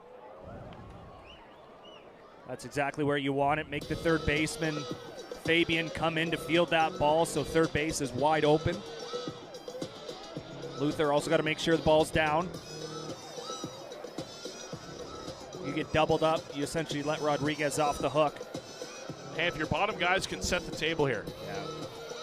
That ball was smoked. And again, Barrett's ball to center field was crushed. Yeah. But again, right at Zeppieri to end the inning and get his pitcher Rodriguez out of trouble. The 0-1 to Gio Morello. Swings over a breaking ball, and it's 0-2. One interesting thing for Rodriguez, too, we mentioned the gap between how many balls he threw compared to strikes. It was wide. Didn't reach double digit in balls thrown until the 4th inning, but that gap has started to close a little bit. It speaks to the command and how much he hasn't had of it on the breaking ball the last couple innings. The 0-2, Morello fights it foul. You know Gio's trying to get one to the right side here, get Luther over to third.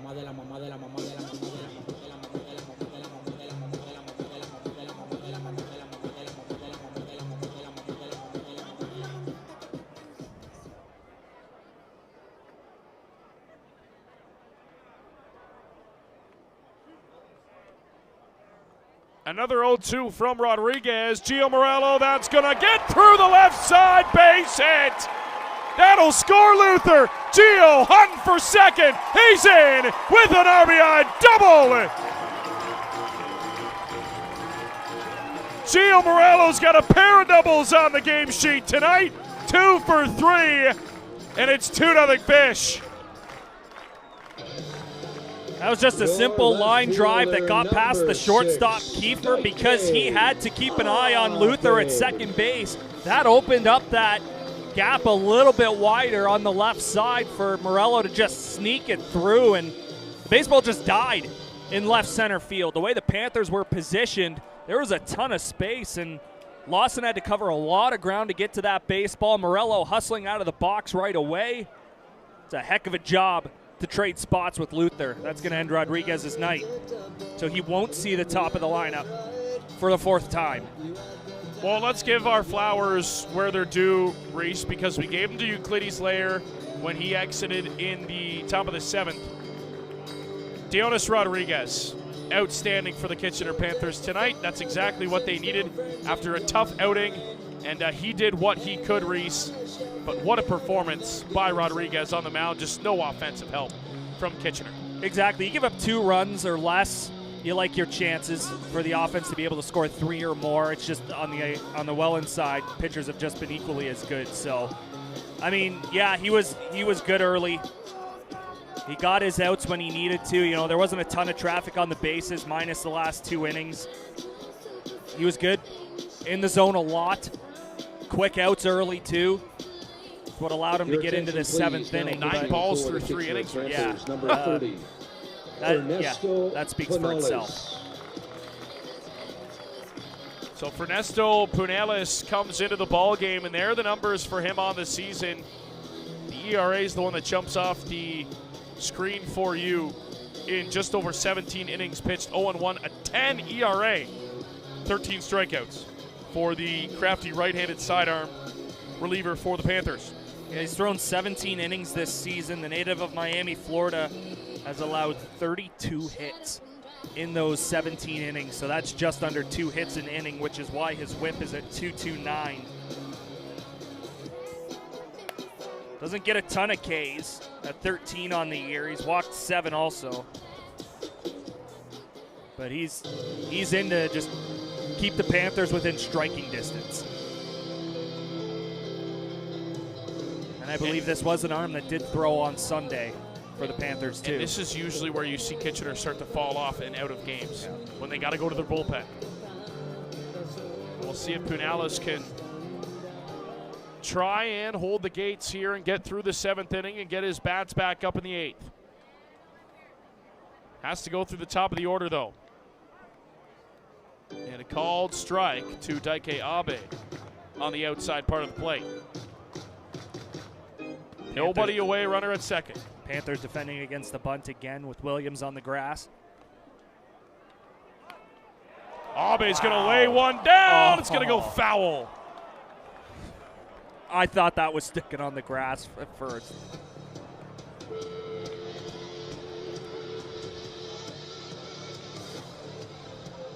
It's a heck of a try.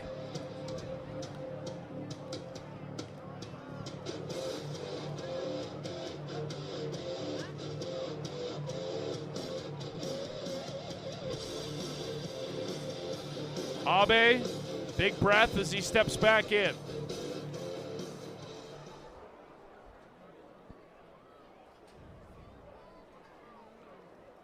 An 0-2 on the way to Daike Abe. Abe puts one in the air to center field. Lots of room for Zeppieri. He'll make the catch, tagging Gio from second. Here comes the throw. It's not going to be in time. And Gio Morelos into third.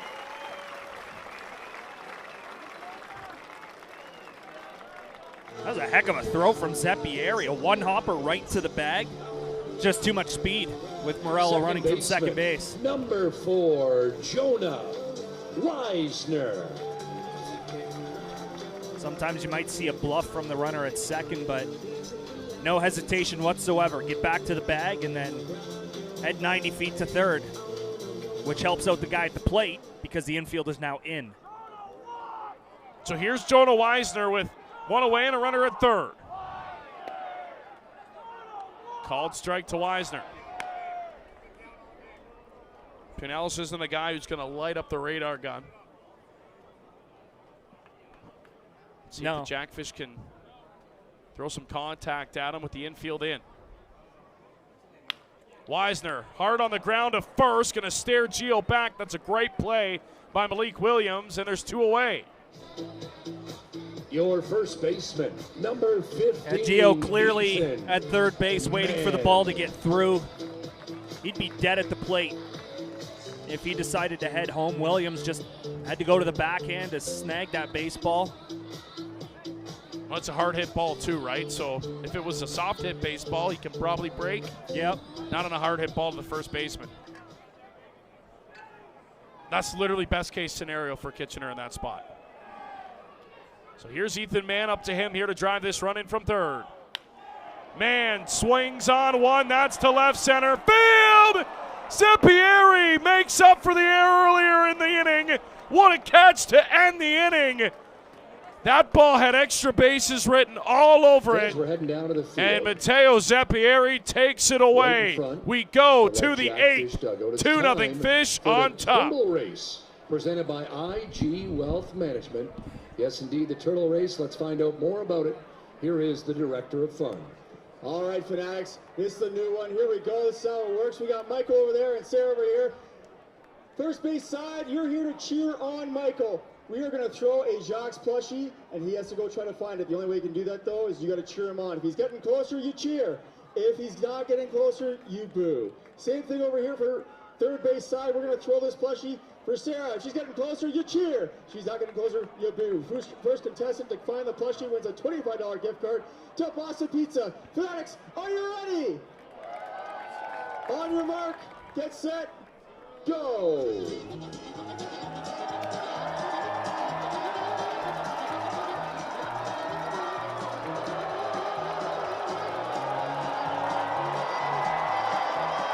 Congratulations, Sarah. You're walking home with a free gift card courtesy of G. Well Transit. Thanks one more time for our contestants. Weren't they great turtles?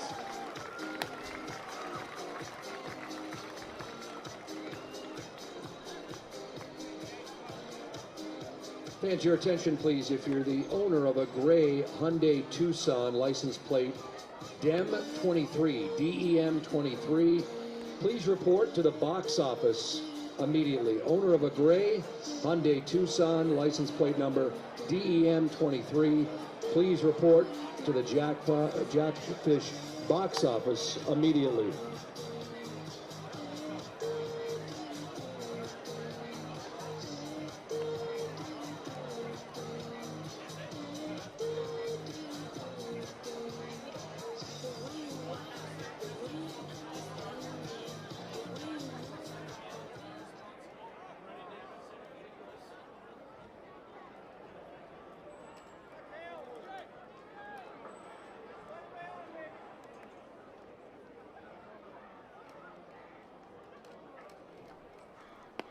At the plate for the Panthers, center fielder Matteo Zeppieri. To the top of inning number 8 we go. We're 2 hours old tonight in a game that is a polar opposite of what we saw in Kitchener on Sunday. 2-0, Jackfish on top. We were due for one of these. I was going to say, yeah, absolutely. A lot of runs last weekend.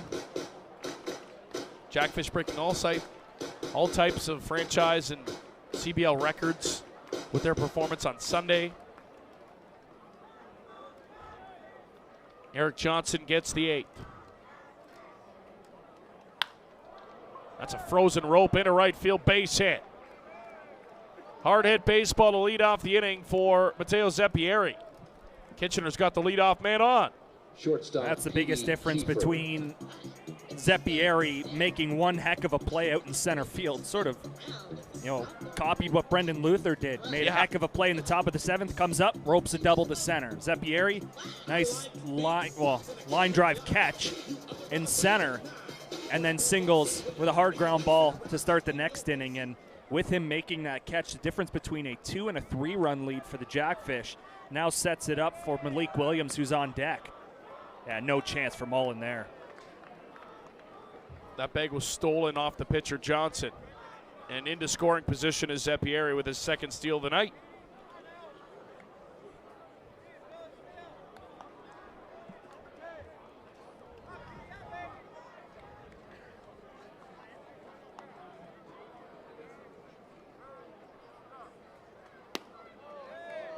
Two and 0, and Mullen's gonna hop out and have a conversation with Eric Johnson. Yeah, I like this visit. Fans, at this time, please get out your 50-50 ticket stubs. Slow him down a little bit. Oh yeah, here it comes. Maybe also give Davey Mendez a little bit more time to warm up. E as in Edward, 1733. E 1733. Please report to the Crime Stoppers of Niagara table immediately to claim your winnings.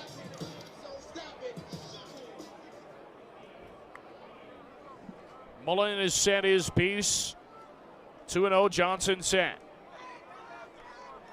Kiefer pops it up and out of play.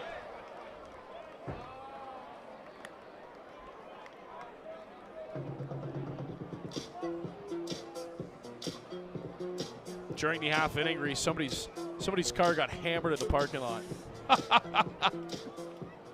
Yeah, that's tough. Well, they do say make sure to park a safe distance from the ball field. You did recite that very well. City of Welland and the Welland Jackfish are not responsible for any damage to any vehicles during the ball game. Isn't that right?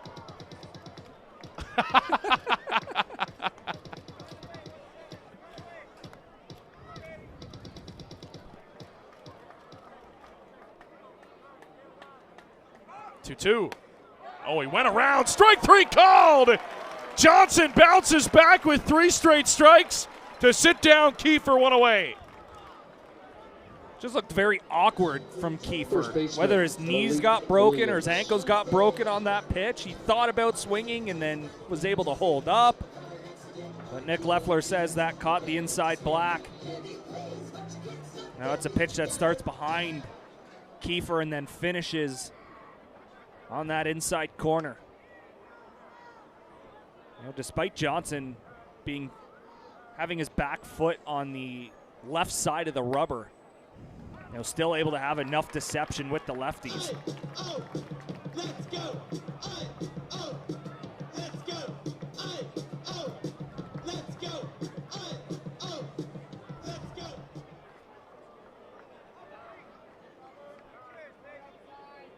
The 0-1 from Johnson. Taking off for third, throw down. He got in under it. It's a heck of a throw from Mullen down to third base. Too big of a lead, though, for Zeppieri, and he's in third. Now up to 23 stolen bases on the season is Zeppieri again for the Jackfish. A couple of the infielders had moved in Mann and Weisner, however, with a 2-run lead. You're not as concerned with Zeppieri at third as you would be with a 1-run lead, obviously. So they will trade an out for a run. Johnson pumps in a strike, and it's 1-2. Now this is the key matchup here in this inning. If there were 2 outs, you might go to Davey Mendez for a 4-out save. But it's also hard to argue with what Johnson's done over his last few appearances. The 1-2 from Johnson, and Mullen unable to hang on to it. Williams just getting enough of that. He was way out in front.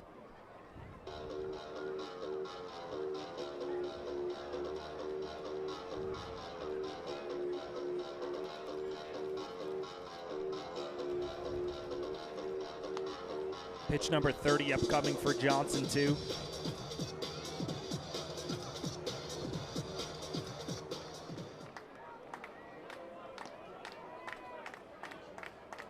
Another 1-2 from Johnson.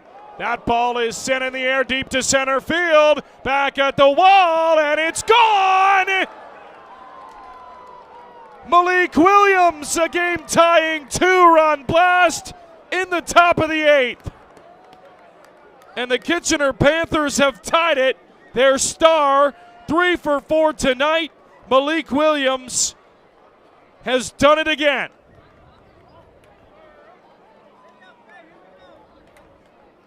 Deepest part of the ballpark, Reese. He tattooed that baseball. Well, he just missed a home run twice already in this game. A deep fly out in the first and then a double to the wall in the third. And like I mentioned off the top of the inning, the difference between a 3- and 2-run lead is Zeppieri takes away run number 3, gets it started with a single to set up that 2-run game-tying bomb.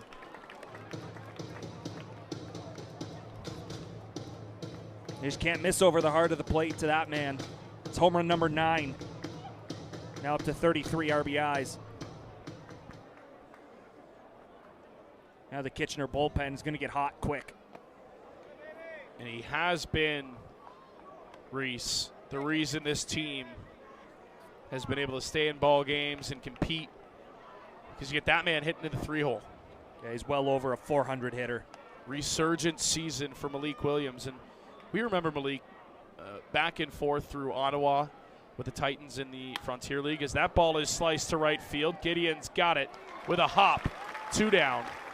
And he was with Barry and back and forth with the Baycats in Ottawa.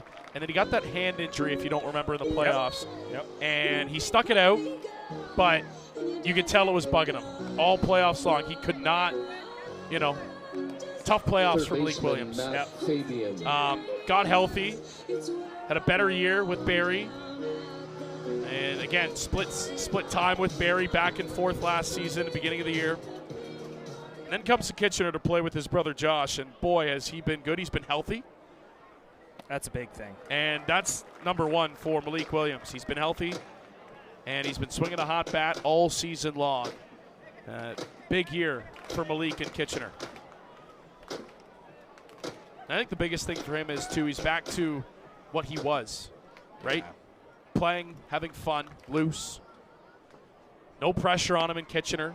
Swing and a miss, 0-2, because if you do remember that series in Barrie, Jackfish and Barrie, he was still hitting third, fourth in the lineup. They were plugging him right in the middle of the lineup every time. Well, that's based off of the name alone. Yeah, Malik Williams absolutely comes up, and that makes the opposing manager nervous. The 0-2 from Johnson outside. Johnson getting up toward that 40-pitch mark. Everybody clap your hands. I think no matter what the situation is, whether they're tied, down or up, I think it's Davey Mendez in the ninth. I would agree. Right in on the hands. That one's got a sting. As Gross will step out. Yeah, that was an odd-sounding foul ball.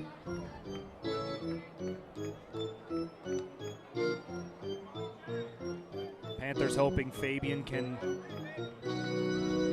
go back to last year's form, how well he played in Brantford. Part of the reason he was not a free agent for very long. Swung on a miss, strike three. Johnson gets out of the inning, but the big swing comes from Malik Williams, a two-run shot. And we are back to square one as we head to the bottom of the eighth. Tie game, Kitchener and Welland 2-all.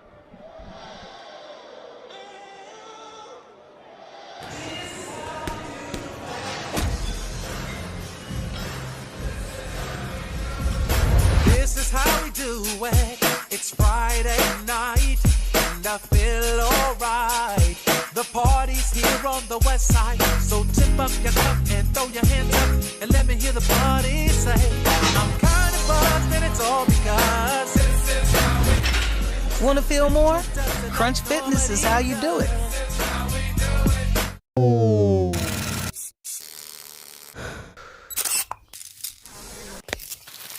Niagara College Ball.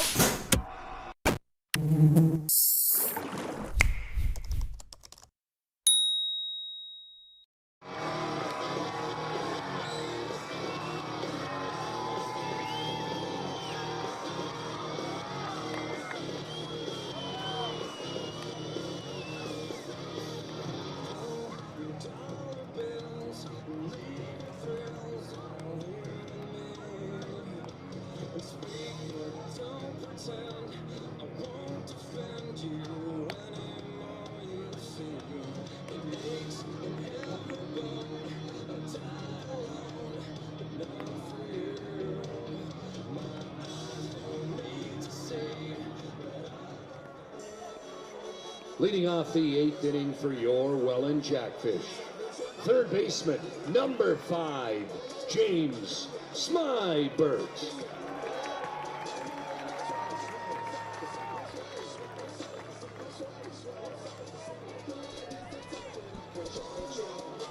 To the bottom of the eighth we go. Alec Murray alongside Reese Dumani. 2-all here tonight. Malik Williams tying things up with a 2-run shot to dead center. Punalis back out for the Kitchener Panthers on the mound, and a fresh inning for him to face 4-5-6 in the Jackfish lineup. Smybert, hot shot to second. What a catch. Scansey down to a knee, one away. The defense tonight has been outstanding as well, both sides, Reese. It has. You couldn't have hit that ball any harder. Just at the wrong spot. Didn't take much for Scansey to get it. Just had to take one step to his right and then reach out the glove to snag that baseball. And this is why you love the Canadian Baseball League. You can play a game that's 30-8, and then you can play the same team 4 nights later, and it can be 2-2 as Gideon's going to deposit one into center field, base hit. First pitch, Gideon wastes no time, and with one out, the Jackfish have the go-ahead run aboard. And we have a score update from Barrie. 3 unanswered by the Baycats, and they lead 3-2 over the Cardinals. Wandy Cyprian, a solo home run. A couple batters later, Francisco Hernandez with a 2-run homer. 3-2 Barrie right now, bottom of 6.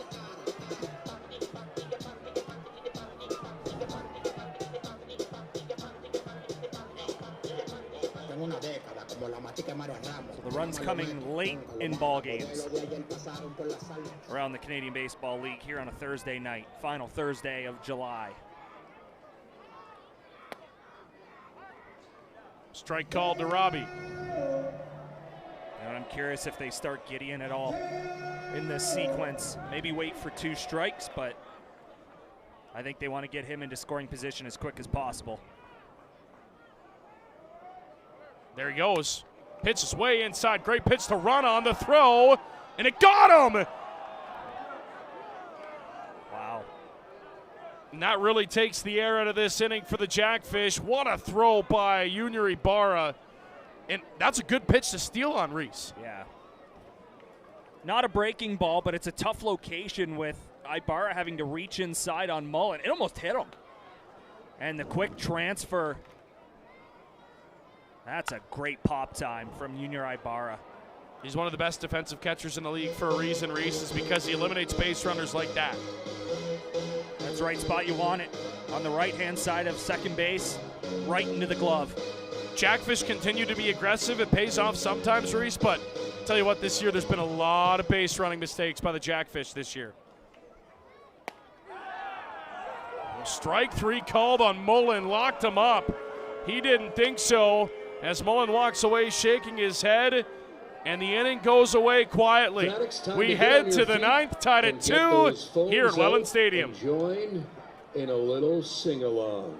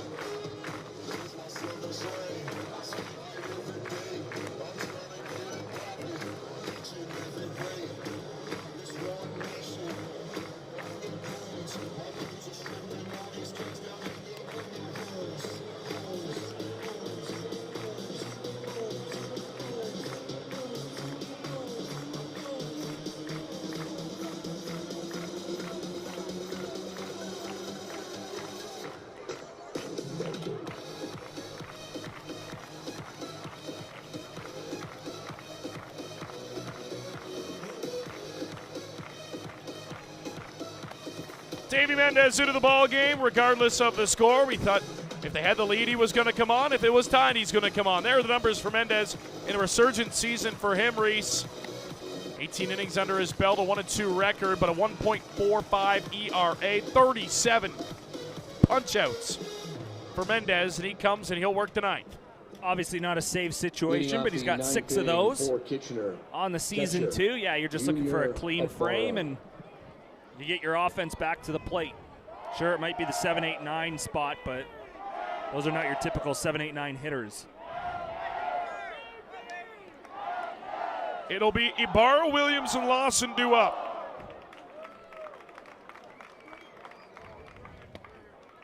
Mendez's first pitch is outside for a ball. There is action down in the Panthers bullpen. Don't have a number for you again, but it is a left-hander, we can tell you that.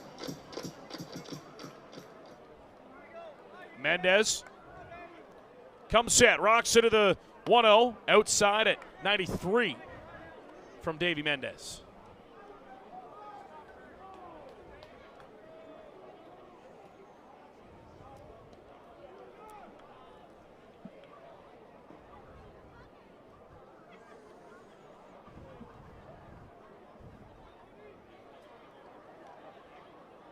big breath for Davey. The 2-0 to Ibarra. Two veterans going head-to-head here, Reese. Two faces of their franchise for their respected clubs. Yeah, we had Davey Mendez bobblehead night last year. You imagine if the Panthers ever did one, it'd be Junior Ibarra. Yep. The 2-1. Good spot. Really good spot. It's 3-1 though. That's a good hitter's count for Ibarra now.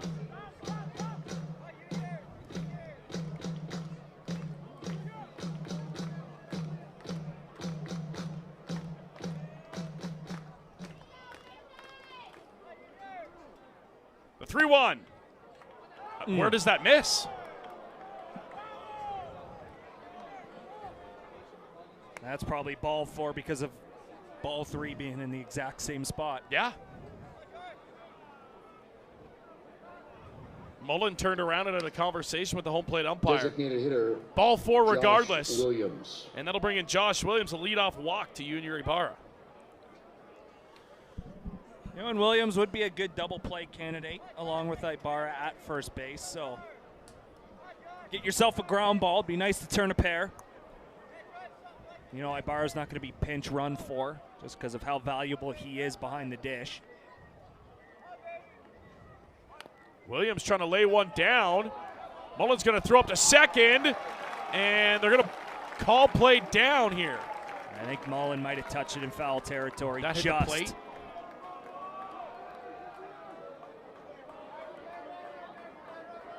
You try and reach that hand out to simulate that. Oh, no, I had to reach. It wasn't fair, but again, who are we to tell from up here? That's an overhead view we need that will probably never exist unless we get the wires moving like they have at football stadiums. And it's a great point, too, Reese, because if any other 8 guys are on first base, there's a pinch runner. Yeah. High and away from Mendez. 94 on the gun, Reese. Fired up today. By the way, if Brent Colomb is listening or watching that wire cam, let's make it happen. It's morning somewhere where he's at. Mendez comes set on a 1-1. Mendez, 93. That doesn't make any sense to me.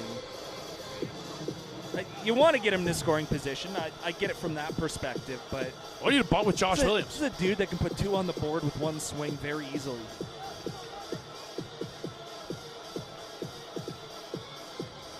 So you see it from both sides, but he's a Williams. I'm letting him swing.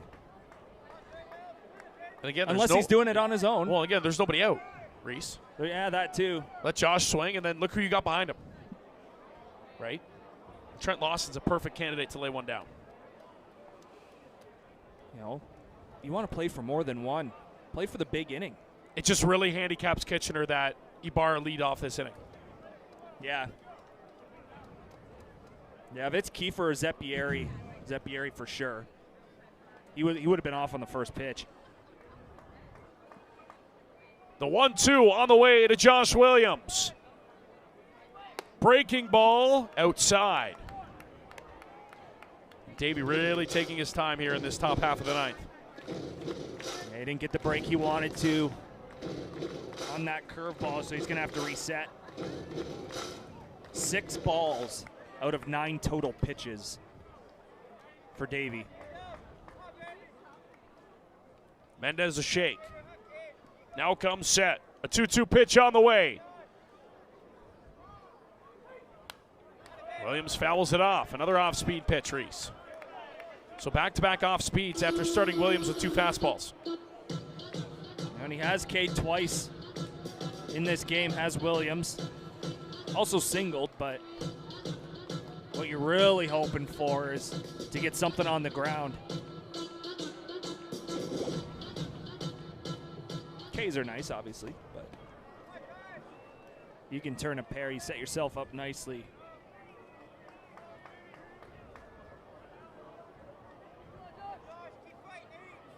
Another 2-2 on the way from Davy Mendez to Josh Williams. Here's the pitch. He got him! 94 on the gun reach. He elevates, and Williams strikes out, one away. I told you he's fired up. 94 above the top rail. That's the third time Williams has gone down on strikes. Left fielder Trent Lawson. But you think of how he got into that two-strike situation, 2 failed bunt attempts. Yeah. As they both went foul. And now it's Trent Lawson. Ibarra still at first. One away now. First pitch for Mendez is a called strike. And Ibarra just about a step and a half off of first base, so he's not going anywhere.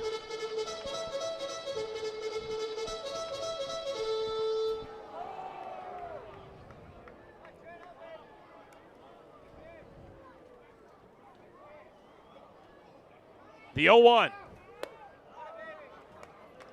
Stays high with a fastball.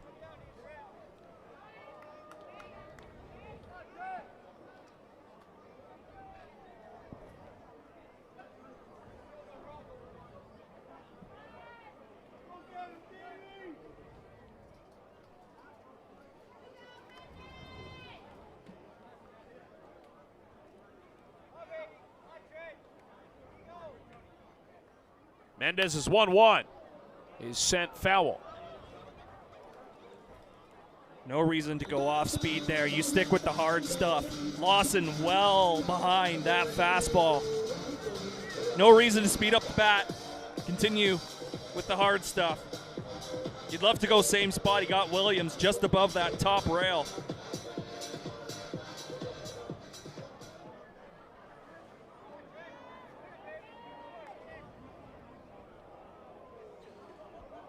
Mendez looking to put away Lawson on a 1-2.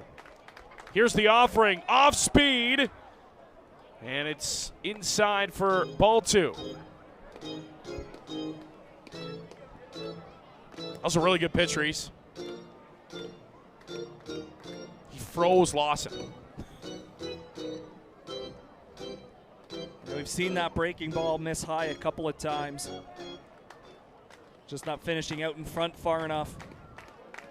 Does it go back heater here on a 2-2 count? Mendez set. Here's the pitch. Flared on the infield. Jonah Weisner out into shallow right field, makes the catch, 2 away. Again, Lawson behind the heat. Just a lazy pop up into shallow right field. And now that'll bring in Zane Scansey. You got to get Scansey here. You do not want to see Zeppieri up with 2 men on.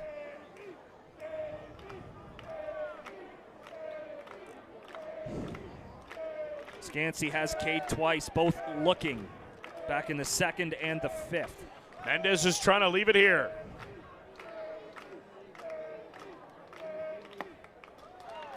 Called strike at 92 at the knees. Perfect spot.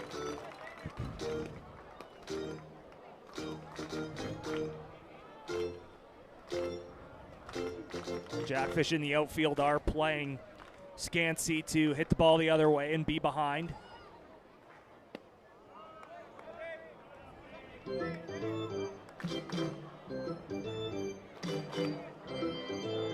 One and one is it's a good leave by Scansey on the off speed.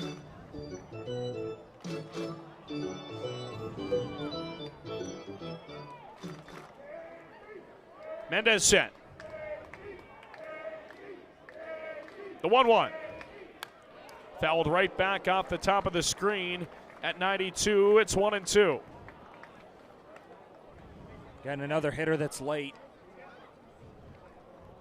Lifted up a little bit more from that spot.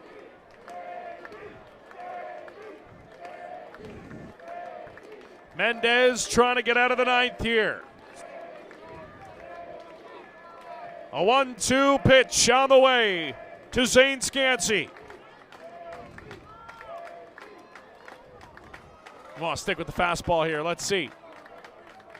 The 1-2 from Mendez. Oh, it's gas! 93 right by him to end the inning. Mendez, a pair of strikeouts in the ninth, and he strands Ibarra at first base.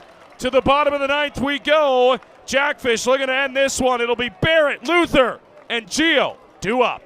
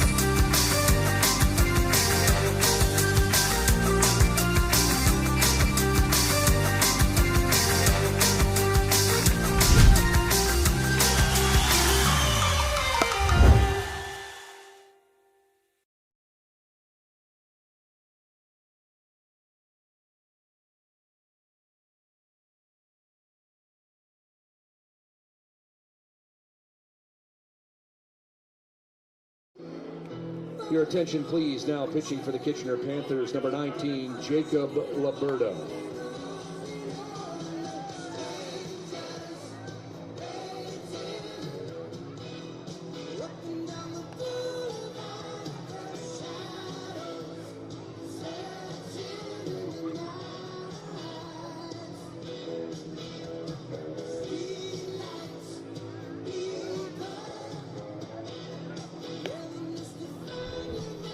To the bottom of the ninth, we march in this one, knotted at 2. Jacob Liberta, new pitcher into the ball game for the Kitchener Panthers. There are the numbers in 20-plus innings for Liberta. An ERA north of 5, an 0-2 record, 30 punch-outs, though, for Liberta. Reese Dumani, not an easy task for him, although it's 7-8-9. It's Grayson Barrett, Brendan Luther, and Gio Morello scheduled hitters. Yeah, it's a pretty easy move if you're Pete Kiefer. You go to your left-hander, Liberta, out of the bullpen to face 3 left-handed hitters, unless we see a pinch hitter, which I do not see happening whatsoever. These 3 guys very capable of doing some damage. Wouldn't this be cool? Be pretty sweet, eh? Grayson Barrett had some big moments last season in some key spots for the Welland Jackfish. Here's another one. Barrett 0 for 3 tonight. And he will lead off the bottom of the ninth against the lefty, Liberta.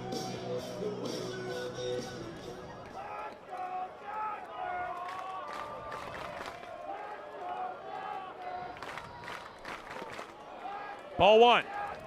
And he starts his delivery well on the right side of the rubber. Essentially throwing across his body. Trying to hide that baseball as much as possible. 2-0. It's a good pitch, Reese. It's a really good spot. Barrett probably breaks his bat if he goes after it.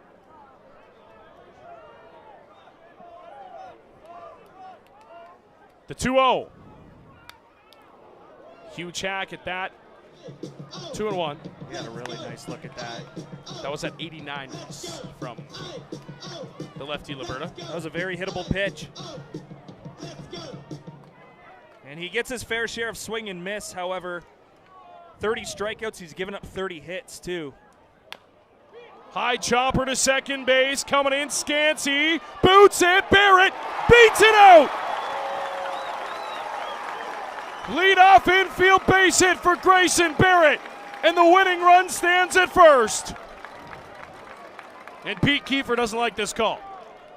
Scansey decided to attack the baseball to get it on the short hop instead of waiting back, which is the right move. If he waits, Barrett's safe by 20 miles.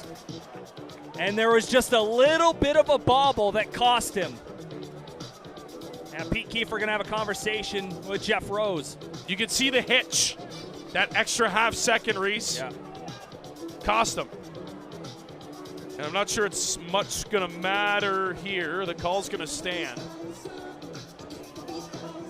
And good speed at first base now for the Welland Jackfish. And I don't know, you see a bunt out of Luther here? Shortstop, it's possible. number 20.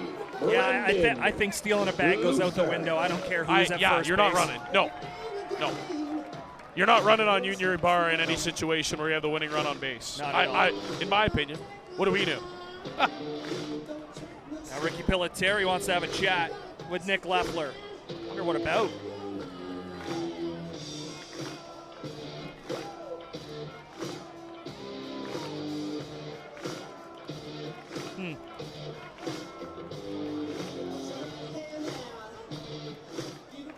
Might have to bug Nick after the game to ask. Ricky will tell you. Oh, yeah. Oh, I know Nick. I've umpired with him more than a few times. Luther pops the bunt up.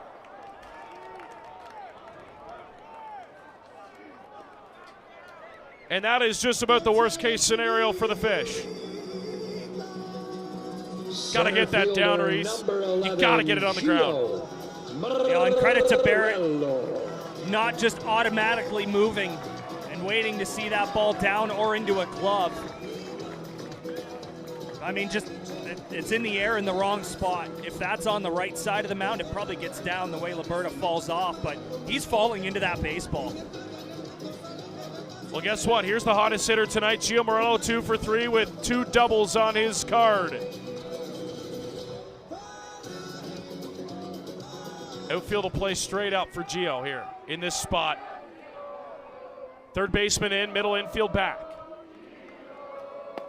And Gio takes ball 1.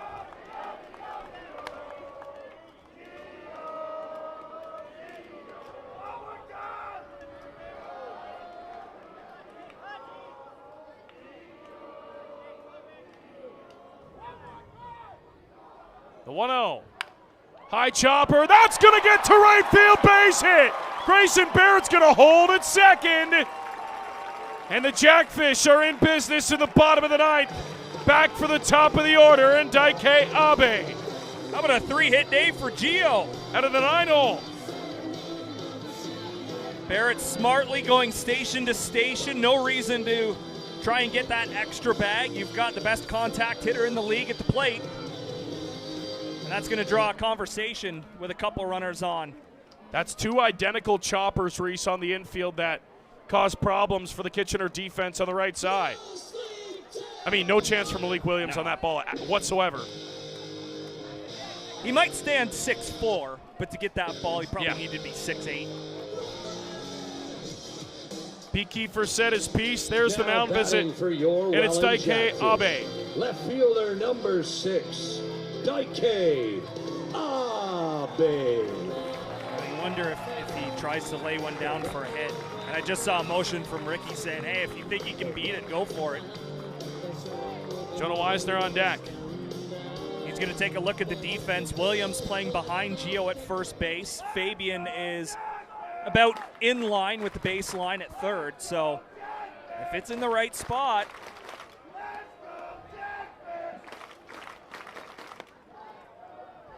Inside for a ball. Good job by Junior Ibarra to keep that baseball in front of him. 1-0. That's another thing about Ibarra. You usually can't bank on a wild pitch or a pass ball.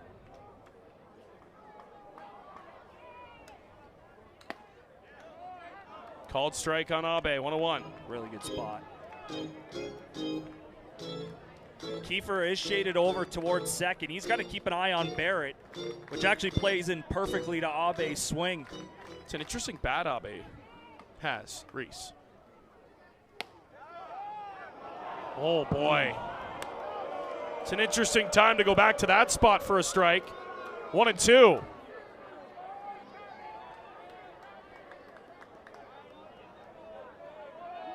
And that's Junior Ibarra again. Yeah. That's all Junior Ibarra. He made it look really good. Abe into protection mode here. The 1-2. Chops one to third. It's botted by the third baseman. Nobody's got to play, and the bases are loaded.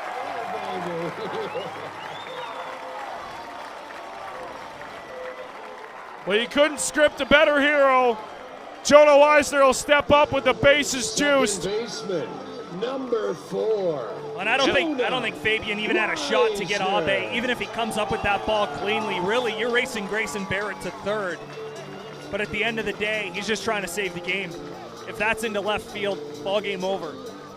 So that's really, at minimum, you got to knock that baseball down. That's exactly what Fabian did. And now the Panthers are thinking about whether to bring the infield in or not, or to play for 2. They can't even talk about it either.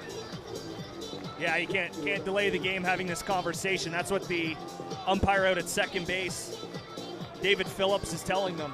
So it looks like the third baseman, Fabian, will stay off. Everybody else is in.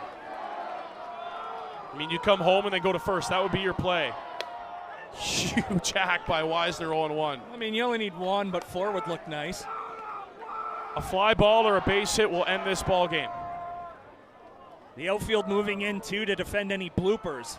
Anything's over their head. It doesn't matter if they catch it or not.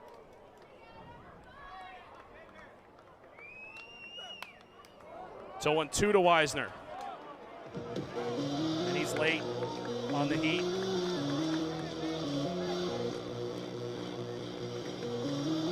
And if I'm Liberta, I'm not speeding a bat up. No. I'm just going to stick with what's worked. Unless you think you can pinpoint a breaking ball to the outer edge. The 0-2, Weisner down on strikes. 3 pitches and Weisner sits down, and now there's 2 outs for Ethan Mann. Your first baseman, number 15, Ethan. Just hasn't been Jonah's night tonight, Reese. No, that's the second time he's gone down on 3 pitches via the K. He's 1 for 5 tonight. Yeah, not your typical Jonah Weisner night, which happens. So now it's going to have to be a base hit. This is a heck of a matchup for the Welland Jackfish.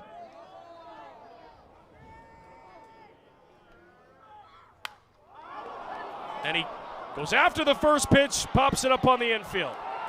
This ball is going to be caught, and the Jackfish strand 3 more. Runners 10, 11, and 12. The Jackfish have stranded tonight.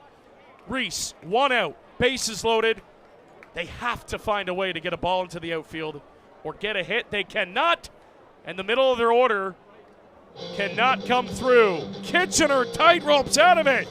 We're headed to extras here in the Rose City as Mendez is back on for the 10th.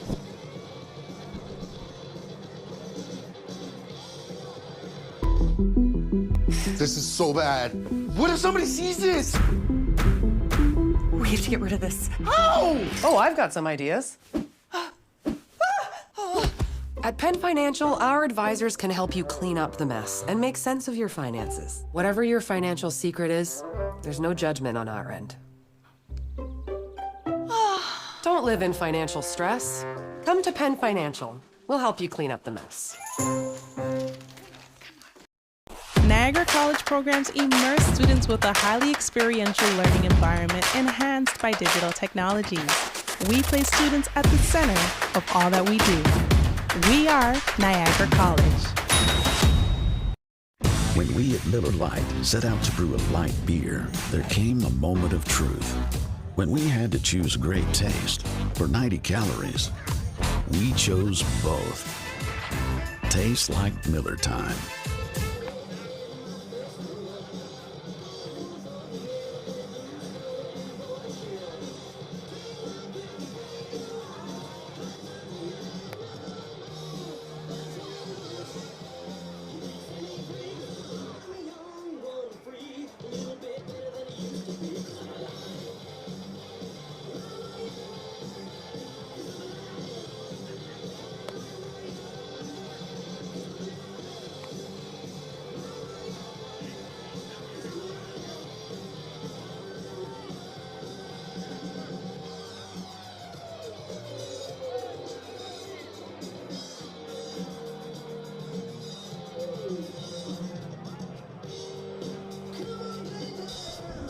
So to the 10th inning we go, Reese.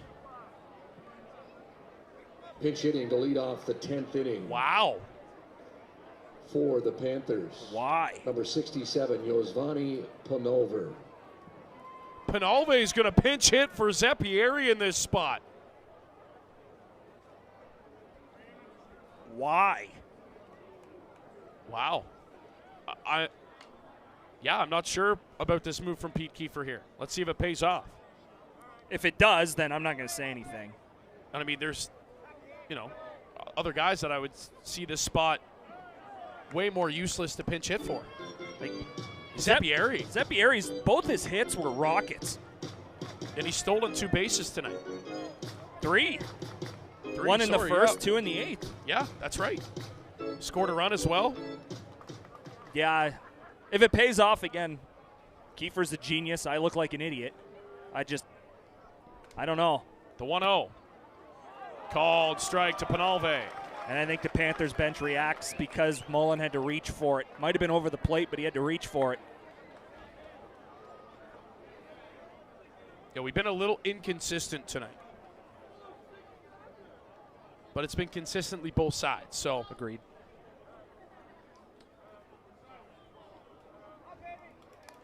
The 1-1. And Panolve is going to send one into right field on a breaking ball base hit. Gideon boots it. The throw comes in, cut off by Mann. And it does work out for the Panthers. Runners at the corners with nobody away here in the 10th. And again, I understand it. Panolve, that was a frozen rope to right field. Now he's going to come out of the game, and they're going to pinch run for him.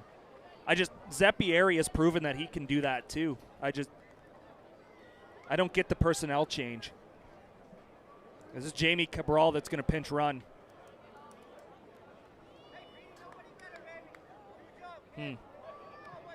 Pinch running at first base, number 2, Jamie Cabral. Yeah, I mean, you got to use 2 guys now, right, in this spot instead of 1.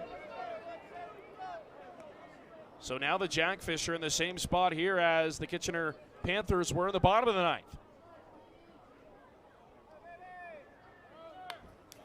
Pitch is fouled off as Cabral was vying second base.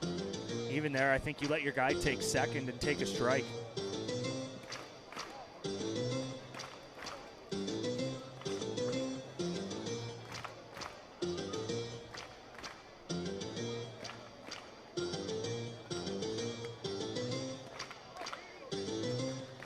What are your thoughts on the runner starting at second in extras?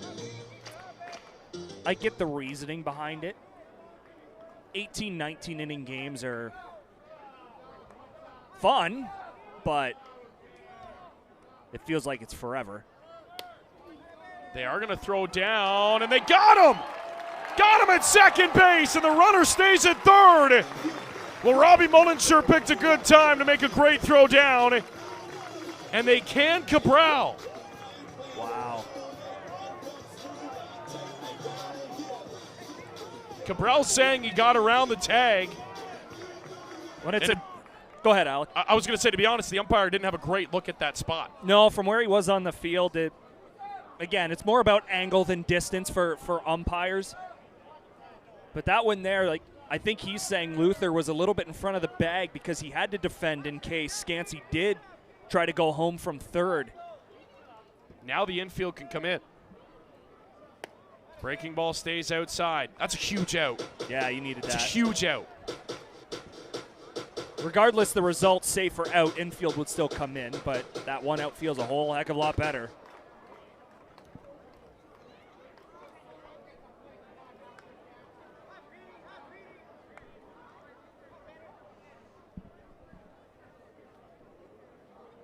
Mendez will come set on a 2-1. Inside with a fastball. It's 3-1. That thing about pinch hitting for Zeppieri is his defense has gone from center field. And I'm not opposed to a walk here either, because that puts the force on. True. On a ground ball. Obviously not ideal, but again, in a 3-1 count, it's not the worst situation. The 3-1. Infield pop-up. Does it stay in play? Mullen calling off the first baseman man. Makes the catch! Oh, how big is that out? 2 down here in the top of the 10th. That's clutch. Mullen stayed with it all the way. He got rid of that mask as soon as possible. 2 huge plays by Mullen in this inning, Reese. You know, and sometimes this short backstop has worked against the team playing defense, but that ball just stayed in. I'm walking Malik Williams here. Not a bad idea. I'm not going to pitch to Malik in this spot. And I hope that's what Brian Essery is saying to his pitcher, Davey Mendez. Give you the option? Put him on. Yeah, I'd put him on. There's no reason to pitch to Malik Williams in this spot. Well, and Rafi Gross is an 0 for 4 right now, so credit to him. If he gets a hit, you know, he came up clutch in the right time. Triple shy of the cycle, Malik Williams. Yep. Single, double, and a home run. 2 RBIs tonight. It's the only reason we're here. Yeah. You see Robbie. And don't even come up here. Yeah, no. Don't even bother. No. Yeah, zero reason for him to hit in this spot. Like I said, make a guy who's 0 for 4 beat you. If he does, tip your cap. And this is a tough spot for Kitchener, too. And not a ton. And this isn't, you know, this isn't a dig at the rest of their lineup, but there's not a ton of protection behind Malik. Right? So this is a pretty easy decision for the Welland Jackfish here. Yeah, and hey, if Raf Gross beats you, credit to him. But you're not going to let Malik Williams do it to you again. Strike 1. You get another base where there's a force out 2 at second instead of having to go across the diamond. That gives your infielders on the left side to just go the short route to second.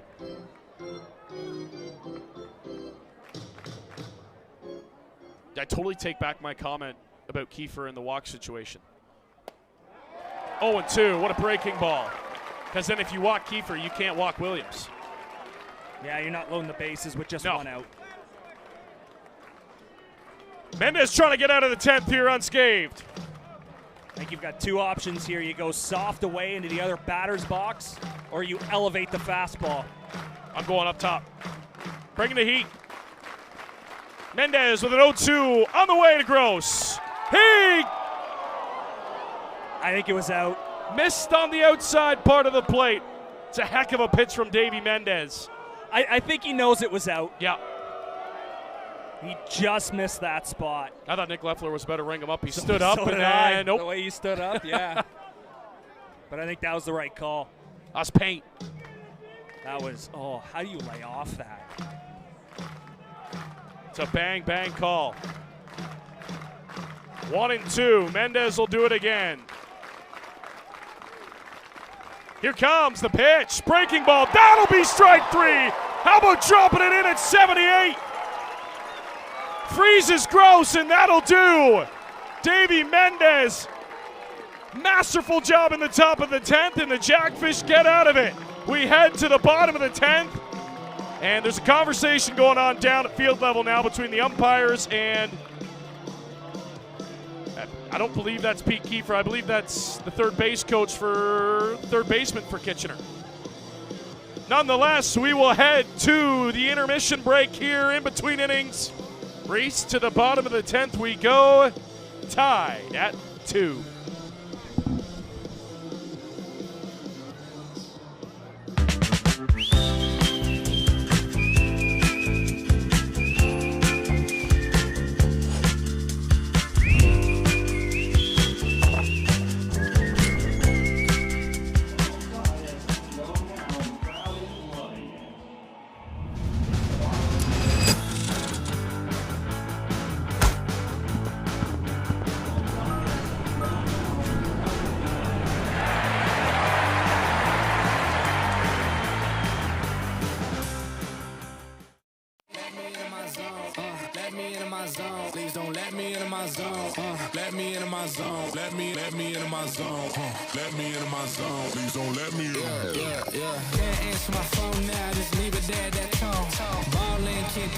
Cause I'm back in my zone now. Cause I'm back in my zone now.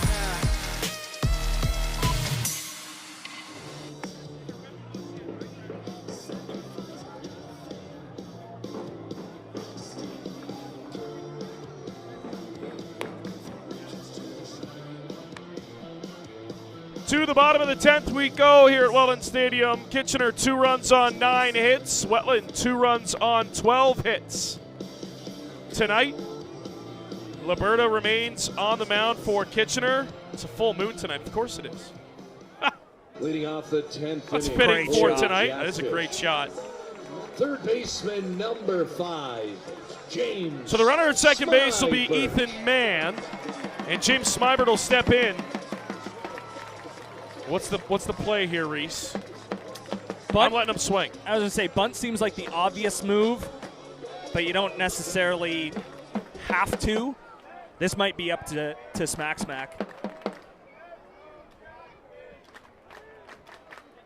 Smybert's 1 for 4 tonight. Oh! To the backstop it goes!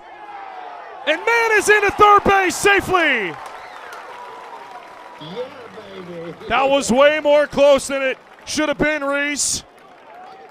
But Mann got in there under the tag. Junior Ibarra and the Kitchener bench can't Someone believe just it. got thrown out. It's Pete Kiefer. He just gestured toward the home plate umpire. And the umpire threw him out, and then Petey Kiefer said, I'm going to throw you out too. Yeah, that ball just jumped off the back wall.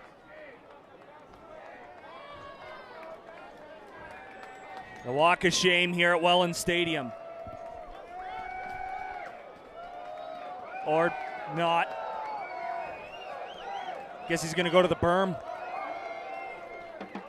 Yeah, he's going to go up the long way. Thought he down by the bullpen. Thought he had to go to clubhouse, but I thought so too. All right. Interesting. That'll take the bunt off Smybert, nonetheless, 1-1. Yeah, he's going to go interact with the bullpen. I'm pretty sure he can't do that. I don't think. All right. Yeah, if you get thrown out of a ball game, I'm pretty sure. Yeah, and that's what Brian Estry's going to say. Yeah, you got to leave. He's over there talking. Yeah, he's going to relay messages, right? You can't interact with the bullpen. Yeah, he's got to get out of here.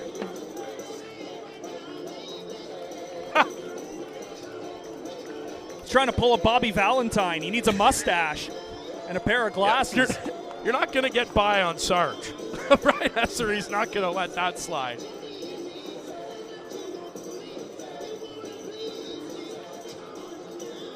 I think if he's down there and not interacting, it is what it is. It's fine. But you can't go sit right next to your bullpen. He beelined it for him. Didn't even make it. Didn't even try to hide it, Reese. No. All right, so now he's gone. Up in the berm with all the Jackfish fans. 1-1. Fisher a base hit away from ending this one. Downstairs 2-1. There's the final update from Barry. 3-2 Baycats, top of 9. Carlos Sano is in for the save. Want to see the final? CBL.ca.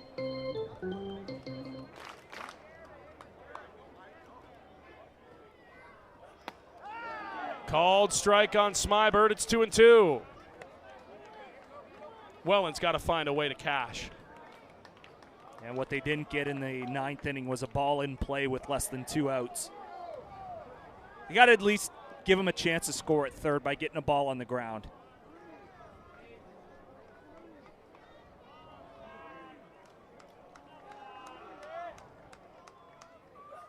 Smybert on the ground, over the head of Malik Williams, into right field. Let's go home. The final score, your Welland Jackfish. James Smybert with a walk-off base hit. And the Jackfish extend their win streak to 6. Smybert keeps it alive. And Welland walks off Kitchener here in the 10th.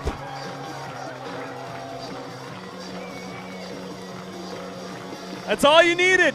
Just a ball in play on the ground. It was another high chopper that got over the head of Williams. You don't need a round tripper to win the game every time. Smack knew that. It was a tough matchup, lefty on lefty. But he clutched up, he got the job done. Valiant effort from the Kitchener Panthers tonight to turn around after getting thrashed 30-8 only days ago by this Welland Jackfish team, to hold them and take them to extra innings. But eventually, The Welland Jackfish were too much, and James Smyber comes through in a big spot in the 10th. And the Fish, again, keep on winning in big moments, Reese Dumani, and especially with the Bay Cats up tonight, every win down the stretch is big for Welland. Absolutely. They're the first team in the CBL to win number 23, improving to 13 games over 500 at 23-10. This was a gritty victory, Alec. You need some of those down the stretch as well. Couple gritty ones, couple blowouts, a little bit of everything. Anything can happen in the Canadian Baseball League, and we saw that tonight. Great pitching, great defense. James Smyber with a walk-off base hit to send everybody home. Here, happy. It'll be no question who our player of the game tonight shall and will be for the Jackfish. Could be Euclides Slayer, but James Smyber comes through in a big spot. Let's shift our focus, Reese, as we get set for the weekend.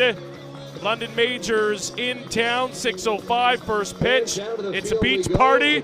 Let's go down to the Director of Fun for first. It's going to be Gio Morello tonight. I like that. No doubt about the Italian stallion himself, Gio Morello, tonight's player of the game, presented by Tailgates Bar and Grill.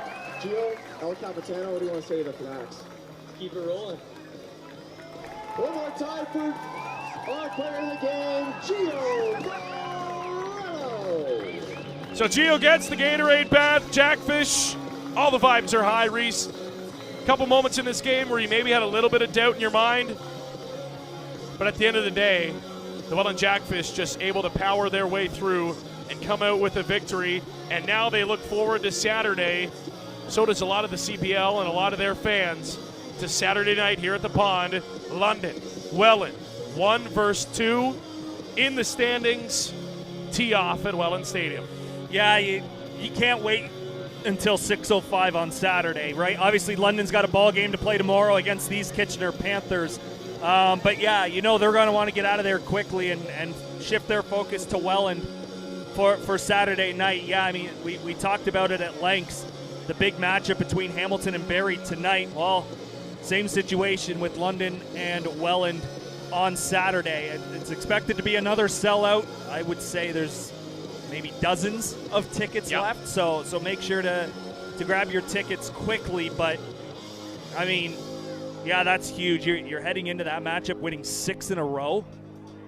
Life's pretty good right about now. There's an updated look at the standings for you. London was idle today. They do have 2 games in hand, or I should say 1 game in hand. Good math, Reese. But yeah, it's tight. 1 through 5. I mean, the separation is now 4 wins between the Guelph Royals and Welland Jackfish. But you know, Barrie about to win number 20. London gets the Panthers tomorrow to try and get win number 22. Best part of the year, right? Playoff push, and it's close. And anytime Roop Chanderdat and the London Majors come to town, it's always an interesting affair. You know what you're in for. Good pitching, some electric base hits and clutch base hits, some antics. Robbie Mullen intentional walks. And a great ball game. Make sure to get your tickets, WellandJackfish.com/tickets to get yours now. Don't wait before it's too late to be here at the Pond on Saturday. If you can't get a ticket, make sure to tune in on YouTube. We'll have first pitch for you at 6:05. We'll be on the air at 6 o'clock right here on Welland Jackfish TV. For now, we'll sign off. Fish, winners of 6 straight. They sit atop of the IBL in first place.